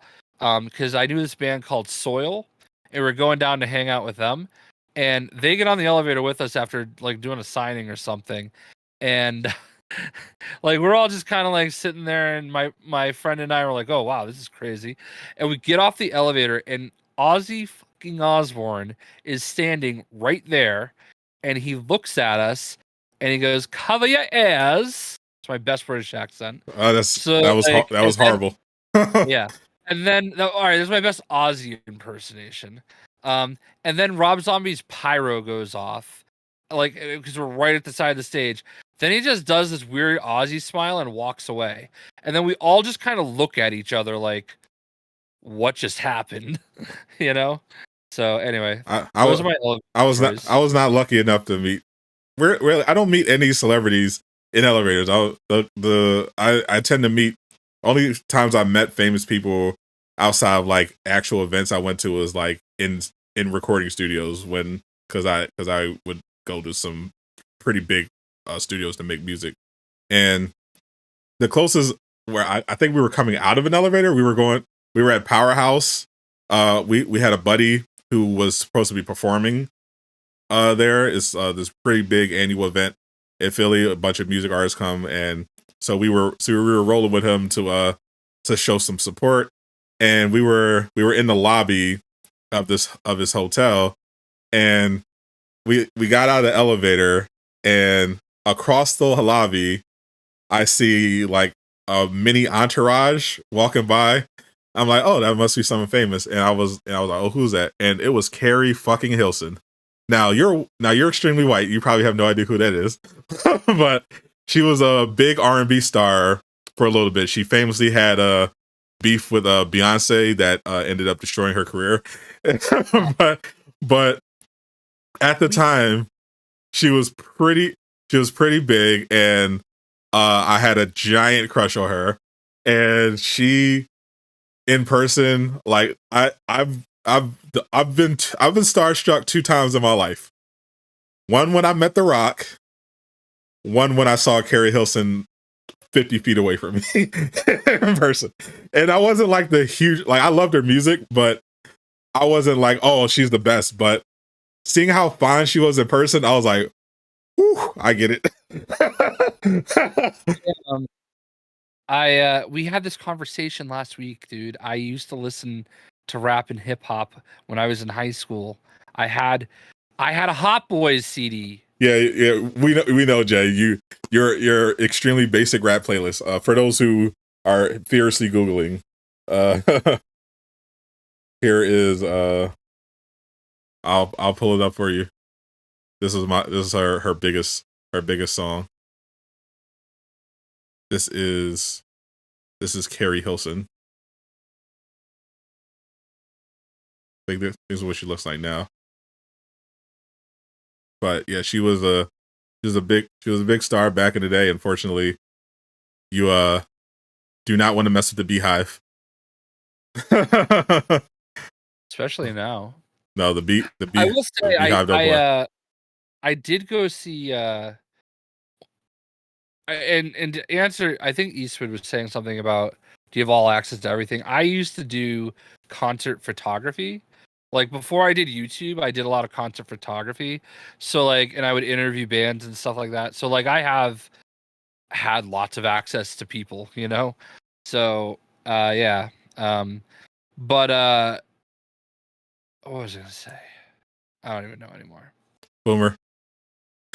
So, Yeah. but I'm not the typical type to get starstruck, but Jay's is like, when you're in the music industry, you do end up in a lot of, crazy places like that. I remember I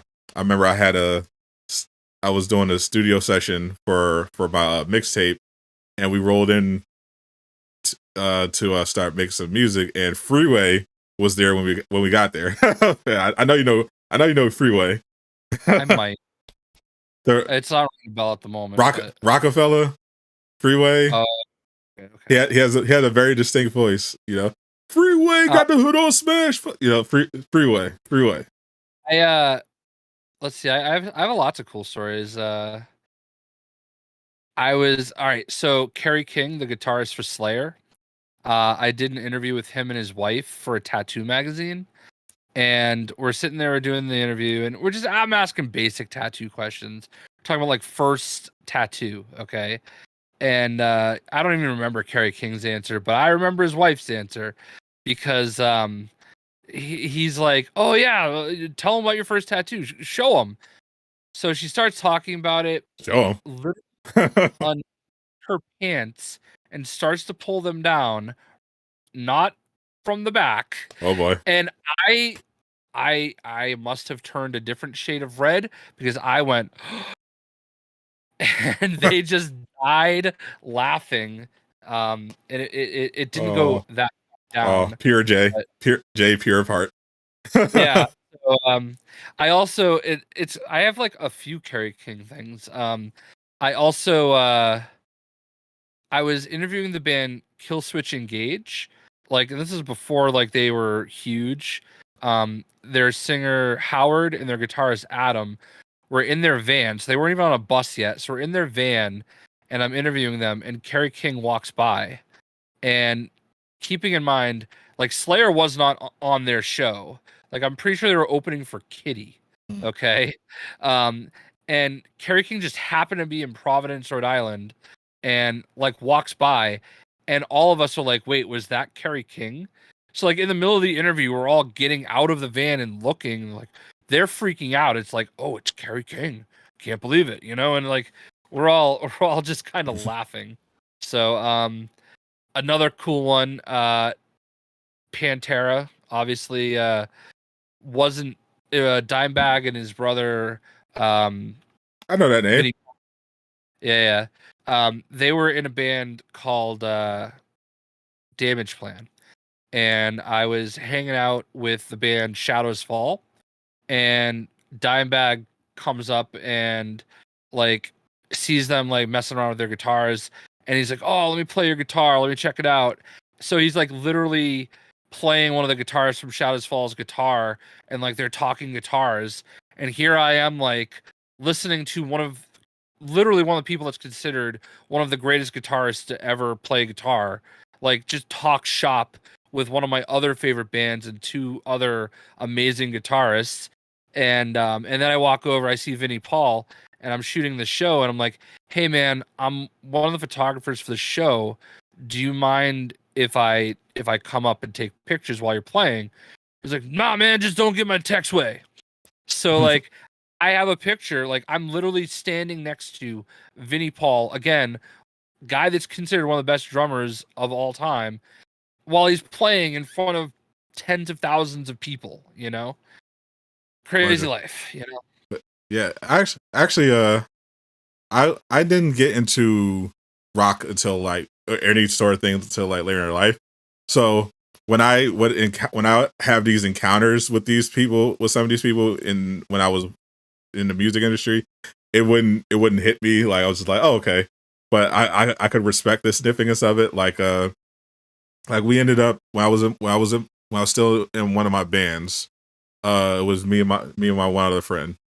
We ended up becoming friends with a member of One Direction. was obviously One Direction, not my type of music, but obviously extremely well known. So my friend was just reaching out, and he ended up reaching out to this guy Sandy, who plays bass for One Direction, and we end up everyone ends up hitting it off, and we ended up doing like I think like 8 songs with him or something. We just did some collabs with him for our project, which never came out, unfortunately. But it made me appreciate just the nature of fandom, because he's the bass player, obviously very talented, hangs with the boys, but he's not singing. But the amount of people that were just flocking because of him, like we did a couple interviews, and we would just get bombarded with these teenagers like, oh my god, yes, yes. I was like, dude, you play bass? What the hell is happening? We ended up meeting up in person for doing some photo shoots, and he was just like, yeah, man, it's crazy, but I'm really appreciative of the fans and the boys and everything like that. Because of him, we ended up getting interviewed by Billboard, and it's still up on their website. They did a profile of the single we did together, and I was just like, and it was like, what a weird connection, because I started out as a rapper, and we ended up doing, our band was like indie electronic type of stuff, but I was just like, this is definitely not what I ever envisioned when I got my start in the music, listening to gangster rap and Cassidy. I never would have imagined that I'd be doing music with someone who's in One Direction. just casually hanging out I think we went to a museum that day. We're just casually hanging out. I was just like, this is weird. Yeah, same thing. Like it's weird you get yourself in these situations. Like the band Avenged Sevenfold, they were on tour with My Chemical Romance before either of them kind of blew up. They were upstairs at the Palladium in Worcester, Mass, and that upstairs section holds like 250 people. And a friend of mine knew Avenged Sevenfold at that point, and after the show, we're like kind of hanging out with them, and they're like, "Oh, do you know where we can go get something to eat?" So I brought them to a diner, and like it's literally the band, their manager, and me, and my friend, and we're just all hanging out at the diner at like 2 a.m. having breakfast. Can't beat it, And then like they became like one of the biggest bands in the world, So we're like that. I actually had another weird band story. Like it was another group that I had no association with. Like if you remember Wheatus, the band, they were like big during the 90s. They had that song Teenage Dirtbag. Yeah. No, I grew up in the night. I was listening in the 90s. I was listening to Tupac, Biggie, Lauryn Hill, Run DMC. I had no idea who any of these people were, but we ended up doing a collab with Wheatus, and the lead Brandon, he was really cool guy. He ended up inviting us to Brooklyn, and we stayed like a couple of days at his apartment, and we were kind of just hanging out, talking music. He's got this really exotic vinyl collection, and he's like really philosophical and into the technical side of music as well. And and it gave me a new appreciation of not just music but New York in general, because this was before New York became more of a shithole. like I went to school in New York, but I never went past Manhattan really. But got seeing the gentrified Brooklyn was pretty good, because it was like it wasn't crime infested yet. It was relatively clean. Everything was still overpriced, but it was so much culture and so much art. Like I'd be walking down the street, and you would just bump into somebody in the industry or there was always some kind of festival. There was like some kind of amazing food thing going on. And I was like, oh, I kind of get it. Because before I was like, why do people live in New York? It's like, it's dirty, it's crowded, everything costs too much money. But just walking around that area, seeing all that culture, all that activity, I was like, I kind of get it. I still wouldn't want to live here, but he did have a nice apartment. But I personally wouldn't want to live there. Definitely not now. But I was like, I kind of get it. This is pretty sweet. I gotta grab something real quick. I didn't want to like go, so I'll be right back in a second. I'll hold it down with the chat. Biggie and Tupac are definitely, well, Tupac is definitely alive. Biggie, I'm confident he did not make it, but Tupac is definitely still somewhere in Cuba, I hear. 9 Inch Nails. Was never a fan of 9 Inch Nails. Still not a fan of 9 Inch Nails. My rock, my music playlists are all over the place, just all over the place. When it comes to rock, I mainly listen to post rock, so I listen to a lot of Hammock, Echelon Effect, but I dabble with certain areas. I really like Linkin Park. I like a little bit of the Stones.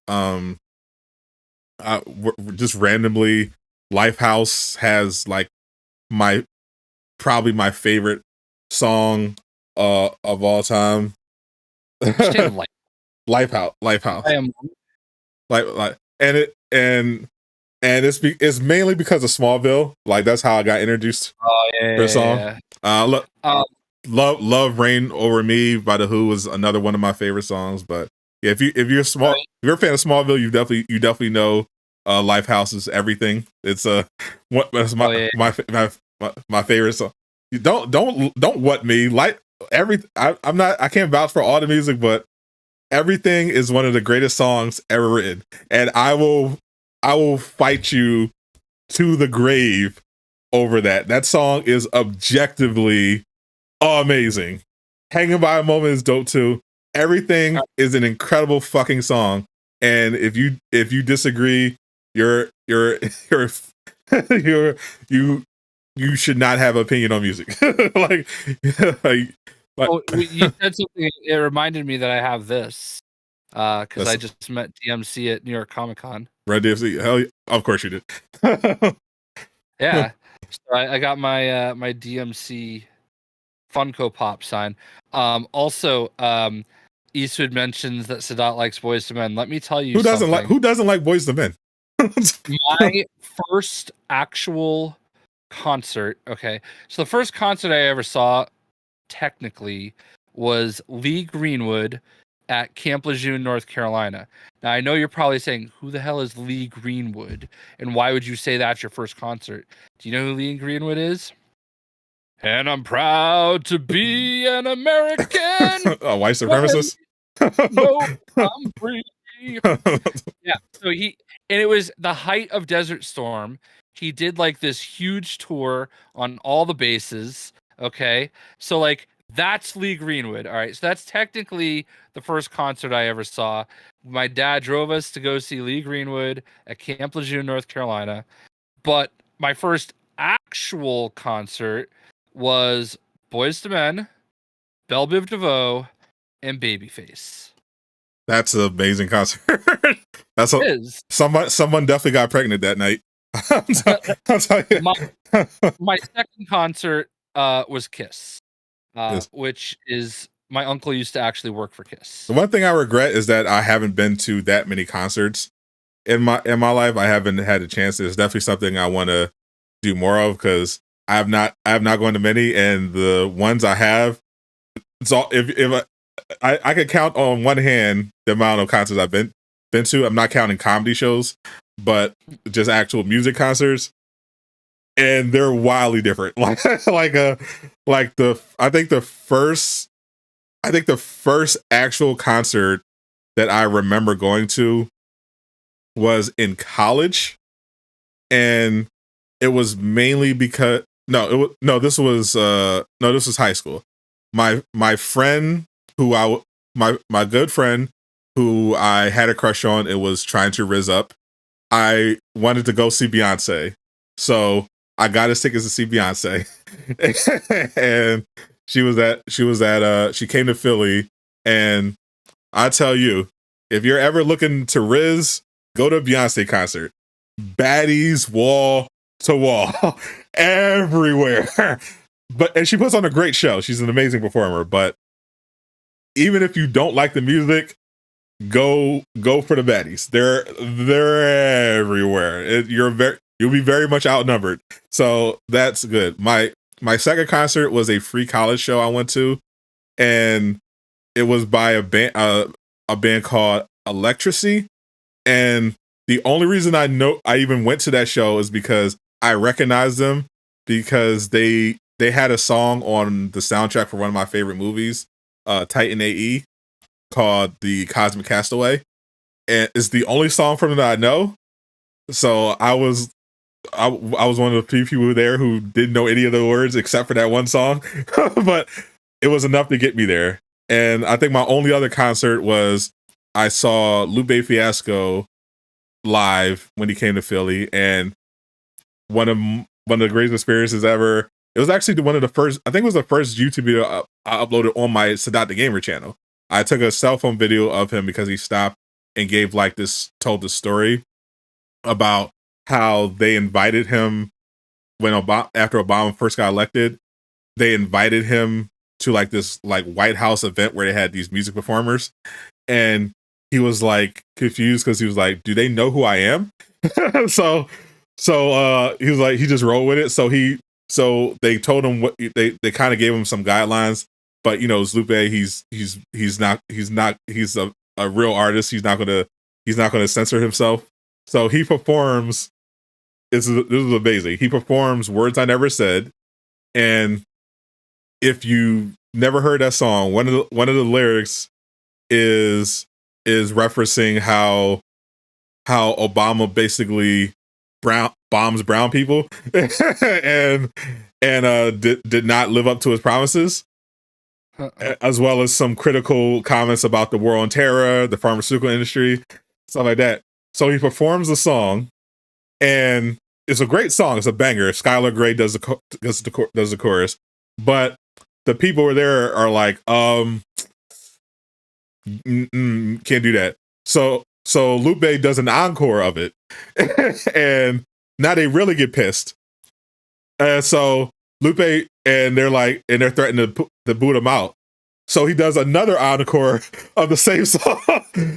I think he ended up performing the song 20 times in a row. They at one point they cut his mic and his music, so he's like performing with his band a cappella, and he's just performing it over and over again until they finally asked him to leave. And I just thought I loved him before, but I was like, that you're the greatest, you're the GOAT for that, bro. He was already my favorite artist before that, but that just solidified it. I'll tell you, man. Concerts, I've seen bands on accident 15 times. Like the band Nonpoint. Like, all right, so first of all, my favorite band of all time is Seven Dust. Okay, I've seen them 31 times. Jesus. And Nonpoint was on tour with them so much that and Nonpoint has been on tour with other bands so much that I've seen them like 15 times, like on accident. I don't mind Nonpoint; they're a cool band, but I've never gone to a show to see Nonpoint, and I've seen them like 15 times. But like Seven Dust, man, they're like I love those guys. They're always like so cool. I've seen them acoustic twice. I've never listened to a single song. I have no idea who they are, but I'll have to look them up. I think you'd like them. If they're Jay Shockblast's favorite band, I listen to all sorts of stuff, Jay. My taste is all over the place, so I'll add them to my Spotify right now. My favorite band like band in terms of rock, it's probably Hammock. That's probably my favorite band. Most likely a very, very different genre from Seven Dust, I'm assuming. No, I don't recognize. I know we talked about them before, but yeah, Hammock is like ambient post rock, and I'm assuming Seven Dust is probably what, metal. They sound pretty metal. Yeah, they're kind of a little bit more like new metal-y, and like new metal, but they inspired like a lot of like hardcore bands and stuff. Like because they have like this very like thick like da-dun da-dun da-dun da-dun da-dun like so, and that's like a lot of the type of for some reason. Like for some reason, that made me think of that song "Witch Doctor." You ever see that music video? It's the craziest thing I've ever seen. Yeah. But yeah, I've seen them 31 times. As a matter of fact, that's where I got COVID. They're just I was like, I really want to go see them. I haven't seen them in a while. Like honestly, every time I've met them, like they've just been so cool. Like the first time I met Lejeune, he like is he related to Lejeune? No. Could be. I don't know. But he was like so nice, and he was like just like, I don't know, man. Like it's just cool, man. It's cool. Like they always, whenever they saw me, oh man, you're like family, like. So I love them. They've got some really cool songs. They do pretty good range. It's mostly like, hard rock. Added them to my Spotify. Yeah, I think you'll find a few songs you like. They've got like a lot of albums though. I usually go from the most popular and just to get a feel. My favorite is probably Animosity. I love Home. Denial is my favorite. Denial and Angel's Son are my two favorite Seven Dust songs. So, yeah, but like I've seen them 31 times. Like there are tours I would see them like 5 times on that tour. But now those songs deep cuts, or are they like also everyone's favorite songs? No, like Denial, their Angel's Son might be their most famous song. Denial was their first single off of their second album, so they're very popular songs. So you're a bit of a normie. Well, Angel's Son is about a guy named Lynn Straight, who is the lead singer of a band called Snot, and he died tragically in a car accident. And they ended up doing this album called Straight Up, which was basically just people from like Korn and Limp Bizkit and I know those names. Yeah, and like all these Sugar Ray and like all these bands they were friends with, like they did songs about him and they put it out on a tribute album with all the proceeds going to his family and everything. Oh, that was awesome. Angel's Son is about him, and if you listen to the words, they're really like I'm actually like, because when I think about it, I think about like my friend Jen, who she had cystic fibrosis and she passed away, and that was like a song that was really special to the two of us, and we went to see, I like took her to see Seven Dust with Three Doors Down and someone else because she loved Three Doors Down, and like I don't know, it's just like it's really powerful if you've ever lost somebody. Like the words are, which we've all lost people. But I've lost a few. Yeah, I lost my. I have no grandparents left. I don't have a mom. I lost I think I lost both my uncles. Several of my friends from school were shot to death. So yeah, I could definitely I definitely relate. You'll like it's a pretty powerful song. So and Denial, like I remember where I was the first time I heard Denial, because WAAF in Boston used to be, they're like gone now. They used to be probably one of the most influential hard rock radio stations in the world, and like They broke so many bands. They broke Godsmack, Stained, bunch of other ones. And Seven Dust, they had a huge hand in breaking too. And it was their second album. They filmed it down the road in Longmeadow, Massachusetts, and it was a world debut on the radio, because that's what we did back in the day, of Denial by Seven Dust. I was driving to Boston to go to a Red Sox game, and it started playing as I was going through the toll booth. I literally pulled over and just listened to it. And it was it just was like, it's always just, I remember that so distinctly. Yeah, music can be really, it can really hit you. Like, to this day, my most powerful music listen to experience was me getting high on mushrooms and listening to Hammock in my room. Still, is why Departure Songs is still my favorite, probably one of my favorite albums. You know what actually was a really cool concert that I never thought I would even care about? I actually saw Jay-Z and Justin Timberlake at Fenway Park. I mean, that sounds like an amazing concert. That was a great album. It really was. Like, I didn't really I was never a big fan of either one of them, and I never. How dare you? How dare you? Yeah. Yeah. And let me tell you another cool concert story. I got asked by a friend. He's like, dude, Vanilla Ice is playing with his rock band up the road in, I don't remember what town it was at this point. Ice Baby. Yeah, but it was when he was doing the metal band thing, the metal band thing. the metal. Okay. Is he in real estate now? Yeah, something like that. So he was playing the show. He's like, dude, I can get us an interview with him if you want to do it. So I was like, yeah, sure, I'll interview Vanilla Ice. That's cool. You know, I watch Ninja Turtles, you know? So we drive up to the show, and turns out my wife was also at that show. Oh, that's where you met your wife. No. This is 15 years before I met my wife. Before you met your wife, she was there. Just happened to be there. It would even be like 14 years, but yeah. So we found out, because we were talking about, I'm like, oh yeah, I interviewed Vanilla Ice once. She's like, oh, I saw him. I'm like, oh yeah, where? And she tells me where she saw him. I'm like, wait a second, that's where I met him and interviewed him.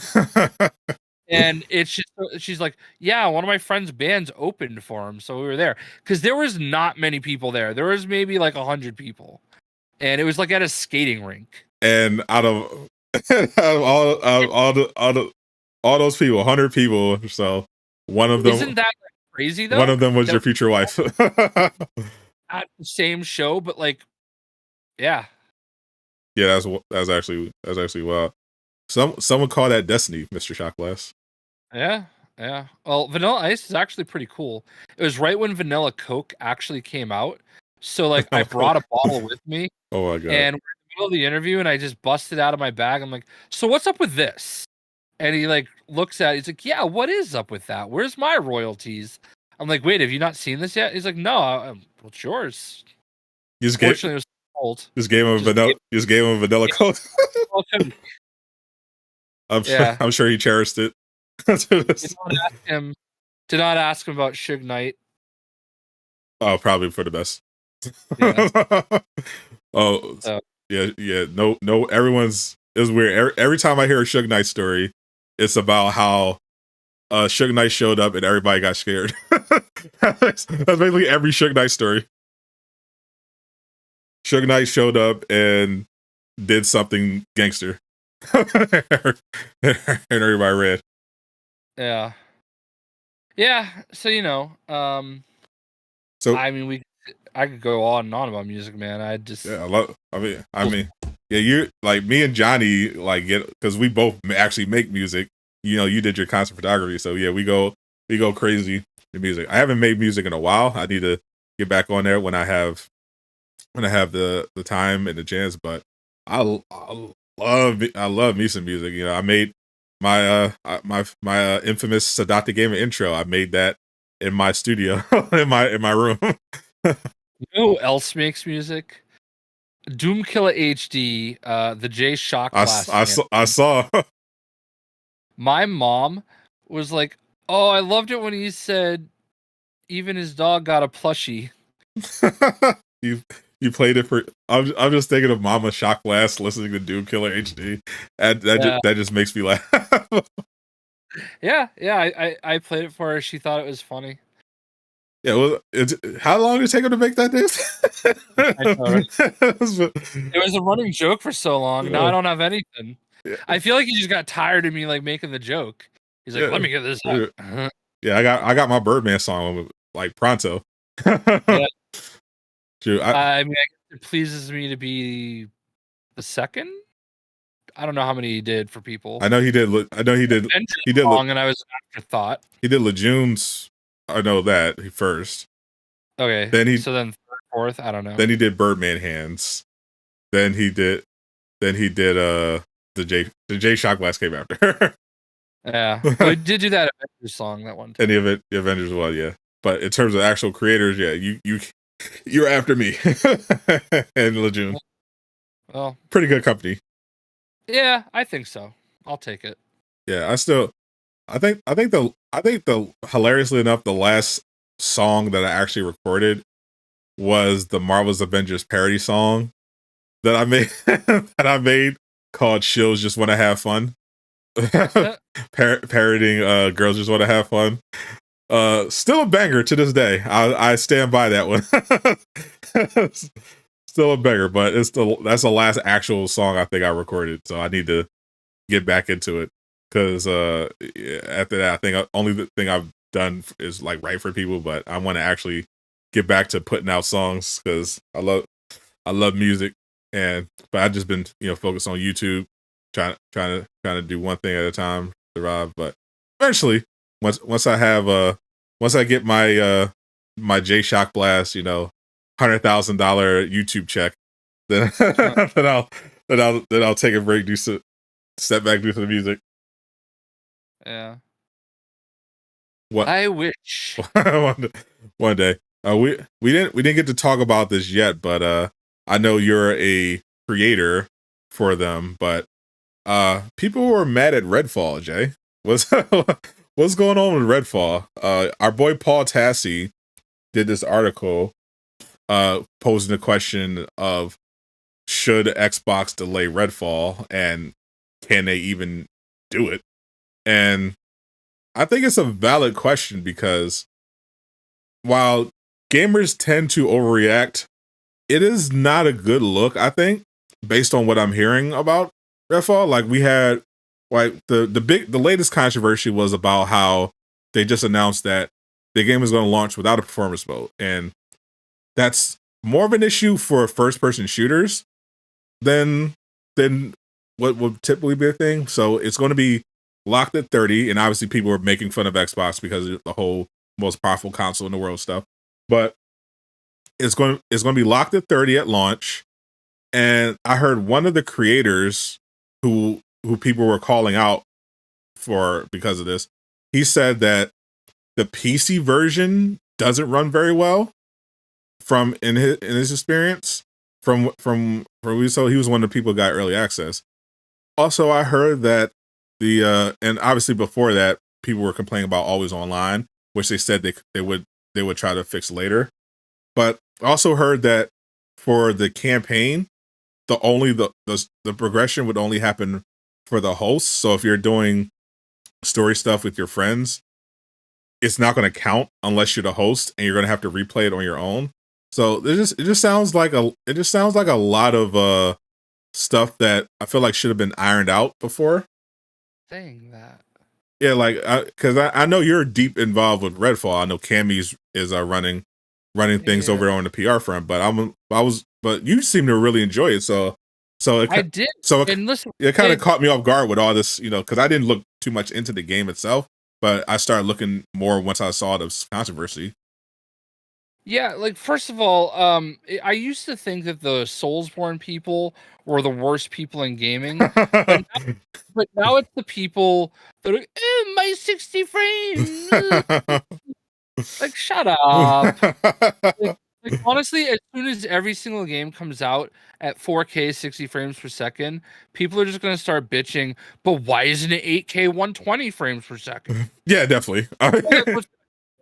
You know, like, look, I get it. In an ideal world, everything should be that.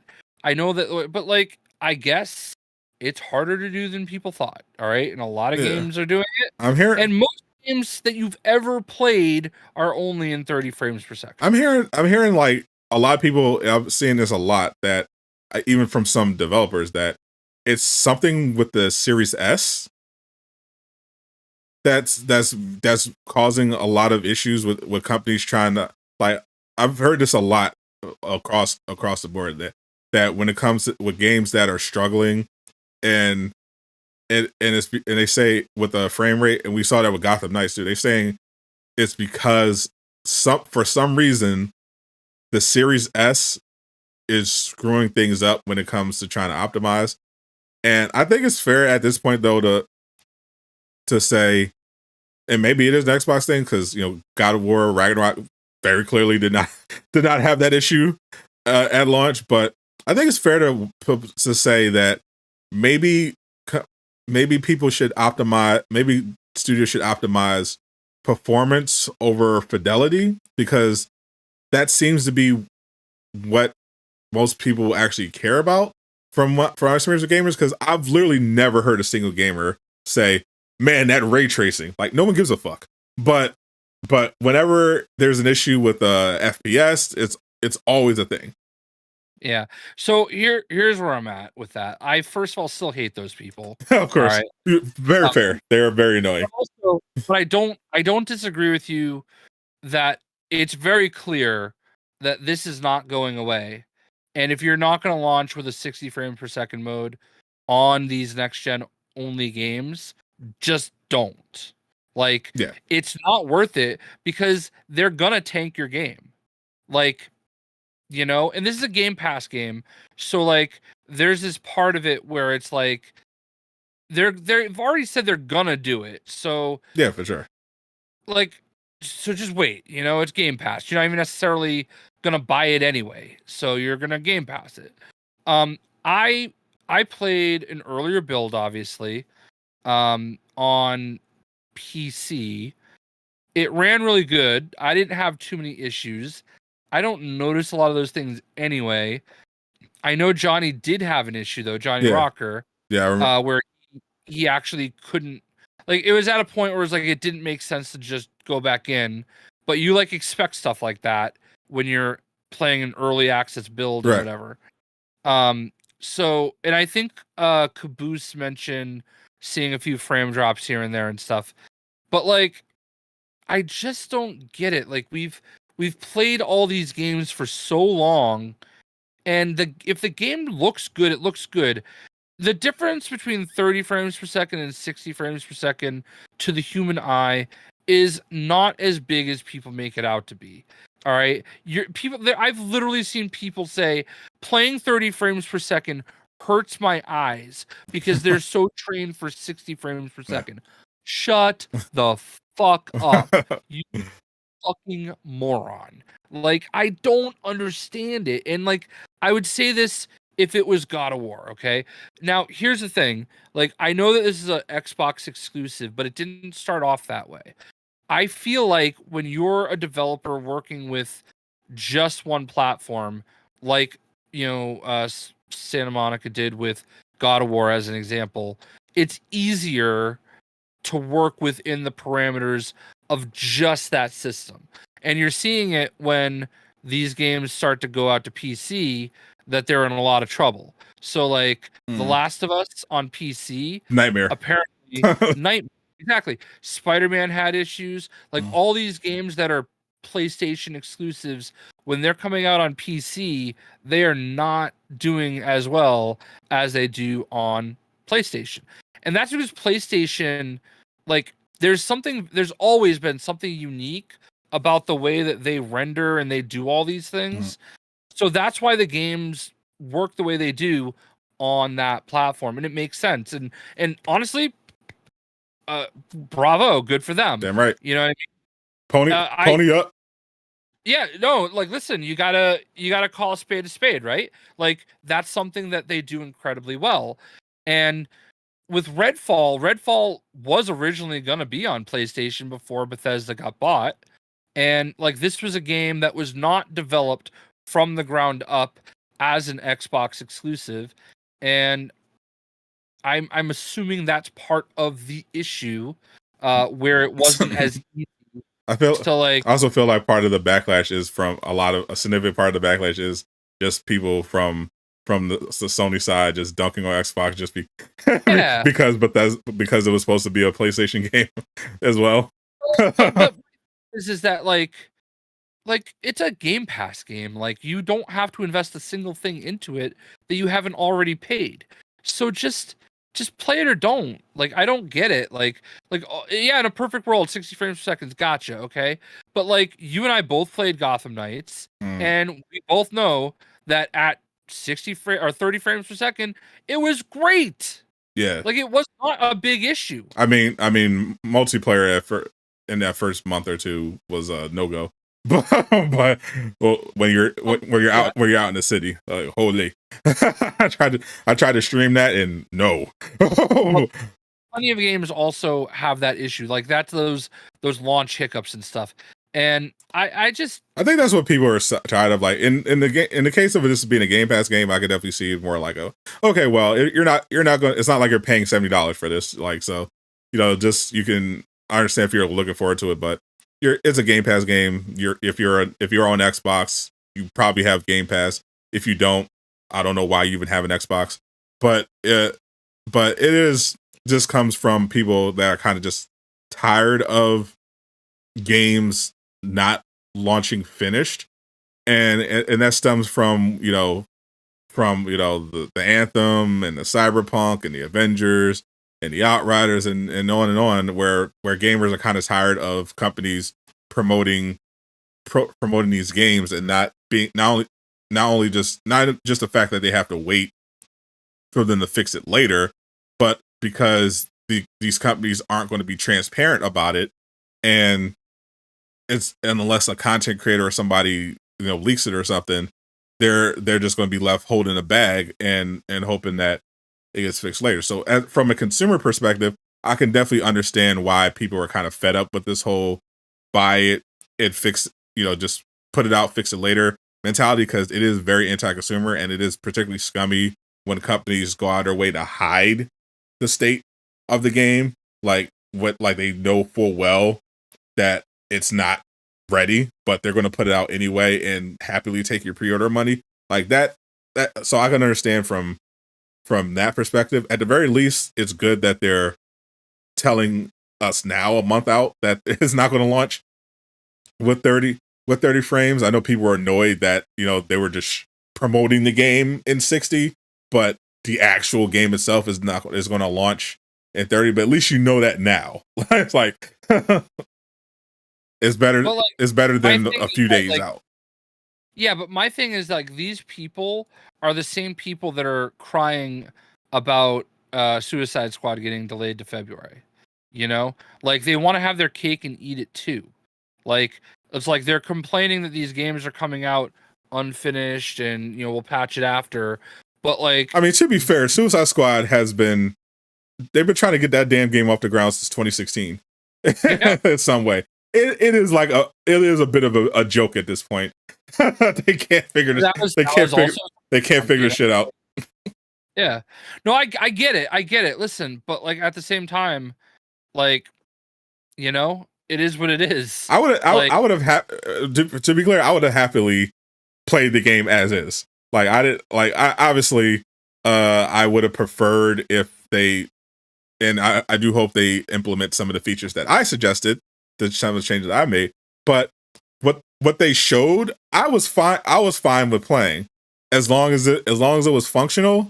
I would have happily given it a shot. I was looking forward to hearing more details about the game, specifically the end game, what kind of DLC content they had planned. I was all in, but I understand people, and it's important to divide the people. Like you had some people who were just mad that it wasn't another Batman simulator, and then you have people who just don't like looter shooters who are never going to be pleased anyway. But I feel like overall that people were just disappointed. I think I saw a lot of backlash was from people who were mad that it was delayed because they were mad that they feel like Twitter basically got it delayed, and they were happy with the game, and they felt like people should have just shut the hell up and just let them have their game, which I get. But there was clearly some polishing, some adjustments that needed to be made. You gotta look, not just, you gotta obviously ignore the trolls, but there's definitely things that they could have done better, and they clearly are going to be reevaluating things. Like I hope that they specifically, I think the biggest thing is going to be obviously the always online people, whatever. But the one thing they didn't show was join in progress, and I don't know if they're going to have that. I don't know if they were originally going to have that, and that would have been a big problem if they did. Like, I know they had crossplay, but they never announced join in progress, and that's something you definitely need in this game. So if they didn't have that, that's definitely, make sure you get that out during this 9 months. And the DLCs, I feel like if they can manage to get DLC characters that don't rely on guns, that's going to be big for the game. Yeah, I mean, I agree with all that. Like, join in progress is a must, Like, I don't feel like you can have a co-op looter shooter that doesn't have some form of join in progress. Yeah. And I'm going to be honest with you, you brought up on Redfall that, like, the quest doesn't, like, save and whatever, and I feel like it's only the host, you know what I mean? Yeah, that's what they said. That's what I heard people saying. It was like just the host. It only I didn't play co-op, but I just don't remember whether they covered that or not. And I wasn't taking notes because like the head of the studio did like a little speech before we got to play, and I don't remember anything being said about that. But again, we didn't play co-op, so yeah, I heard that going along on Twitter during the Discord, that people were mentioning that aspect of it. I was like, oh well, that's true. That's shitty. I don't love that either, because like even in like Borderlands and stuff like that, you would get credit for it. Yeah. Like the game would be like, if say you did a mission that was like far ahead of you, right? You get to that mission and would say, hey, you already did this. Do you want to skip it? You know? Yeah, Gotham Knights had that. Like, not only was it join in progress, but you can play through the story with a friend. If you want to get carried, you could get carried. And if you want to replay it, you could replay it, but you still got credit for it. Yeah. I would have a little bit of an issue with that as well, because like that defeats the purpose. Yeah. Yeah, because at that point, okay, well, you're just going to be playing that solo then, because it's like, why? Well, there's no incentive to play with anybody in that. So what is it? It's PvP. You still get stuff though, like you're still getting gear, and you're just not progressing your story. Technically, right? I don't even know. I don't even know that. Like, I didn't look into it. I just saw they were complaining specifically about your progress does not carry over if you do co-op story. It's only the host. Yeah, but you must like, your XP must count, and your loot must count. Like, there's no way I have to do it. I have to look at it. I would hope so, because if not, oh Jesus. Yeah, delay that shit, bro. yeah, that'd be a very bad idea. Yeah, I mean, I don't know. You're a creator, Jay. You should know everything about this game. But like, I mean, I only know what they tell us, and that's true. That's true. Like, yeah, like the one guy they were coming out on Twitter, he said like he asked about console, and they straight up told him, yeah, we're not talking about that today. And what can you do? Like, yeah, I mean, like, it was, yeah, I mean, but when you're at these things, it's like, you think that you know how you would handle the situation until you're there, Yeah. And you're kind of trying to do everything you can, and sure, you have questions, but like, we were there for 2 hours, and then like I had to go straight to the airport, so Like, what am I supposed to do? For the boomers in the chat, not Eastwood, obviously. He obviously knows all this, but when I'm referring to fidelity, I'm talking about the graphical appearance of a game. You know, how clear everything is, the detail, everything that's when they're talking about fidelity mode, they're talking about where the features like ray tracing are emphasized at the expense of performance. So the game will look a bit prettier, but you won't get that 60 FPS. That tends to be the trade-off. I always go performance mode because to me the difference between the fidelity and the performance, it's graphically, to me it's never worth the trade-off to me. So I'll just always go performance. But I like how Insomniac had a kind of a dual mode for that with a Rift Apart, which is so far to me the best looking current gen game so far. And they had kind of a hybrid performance and fidelity mode, and the game looked fucking amazing.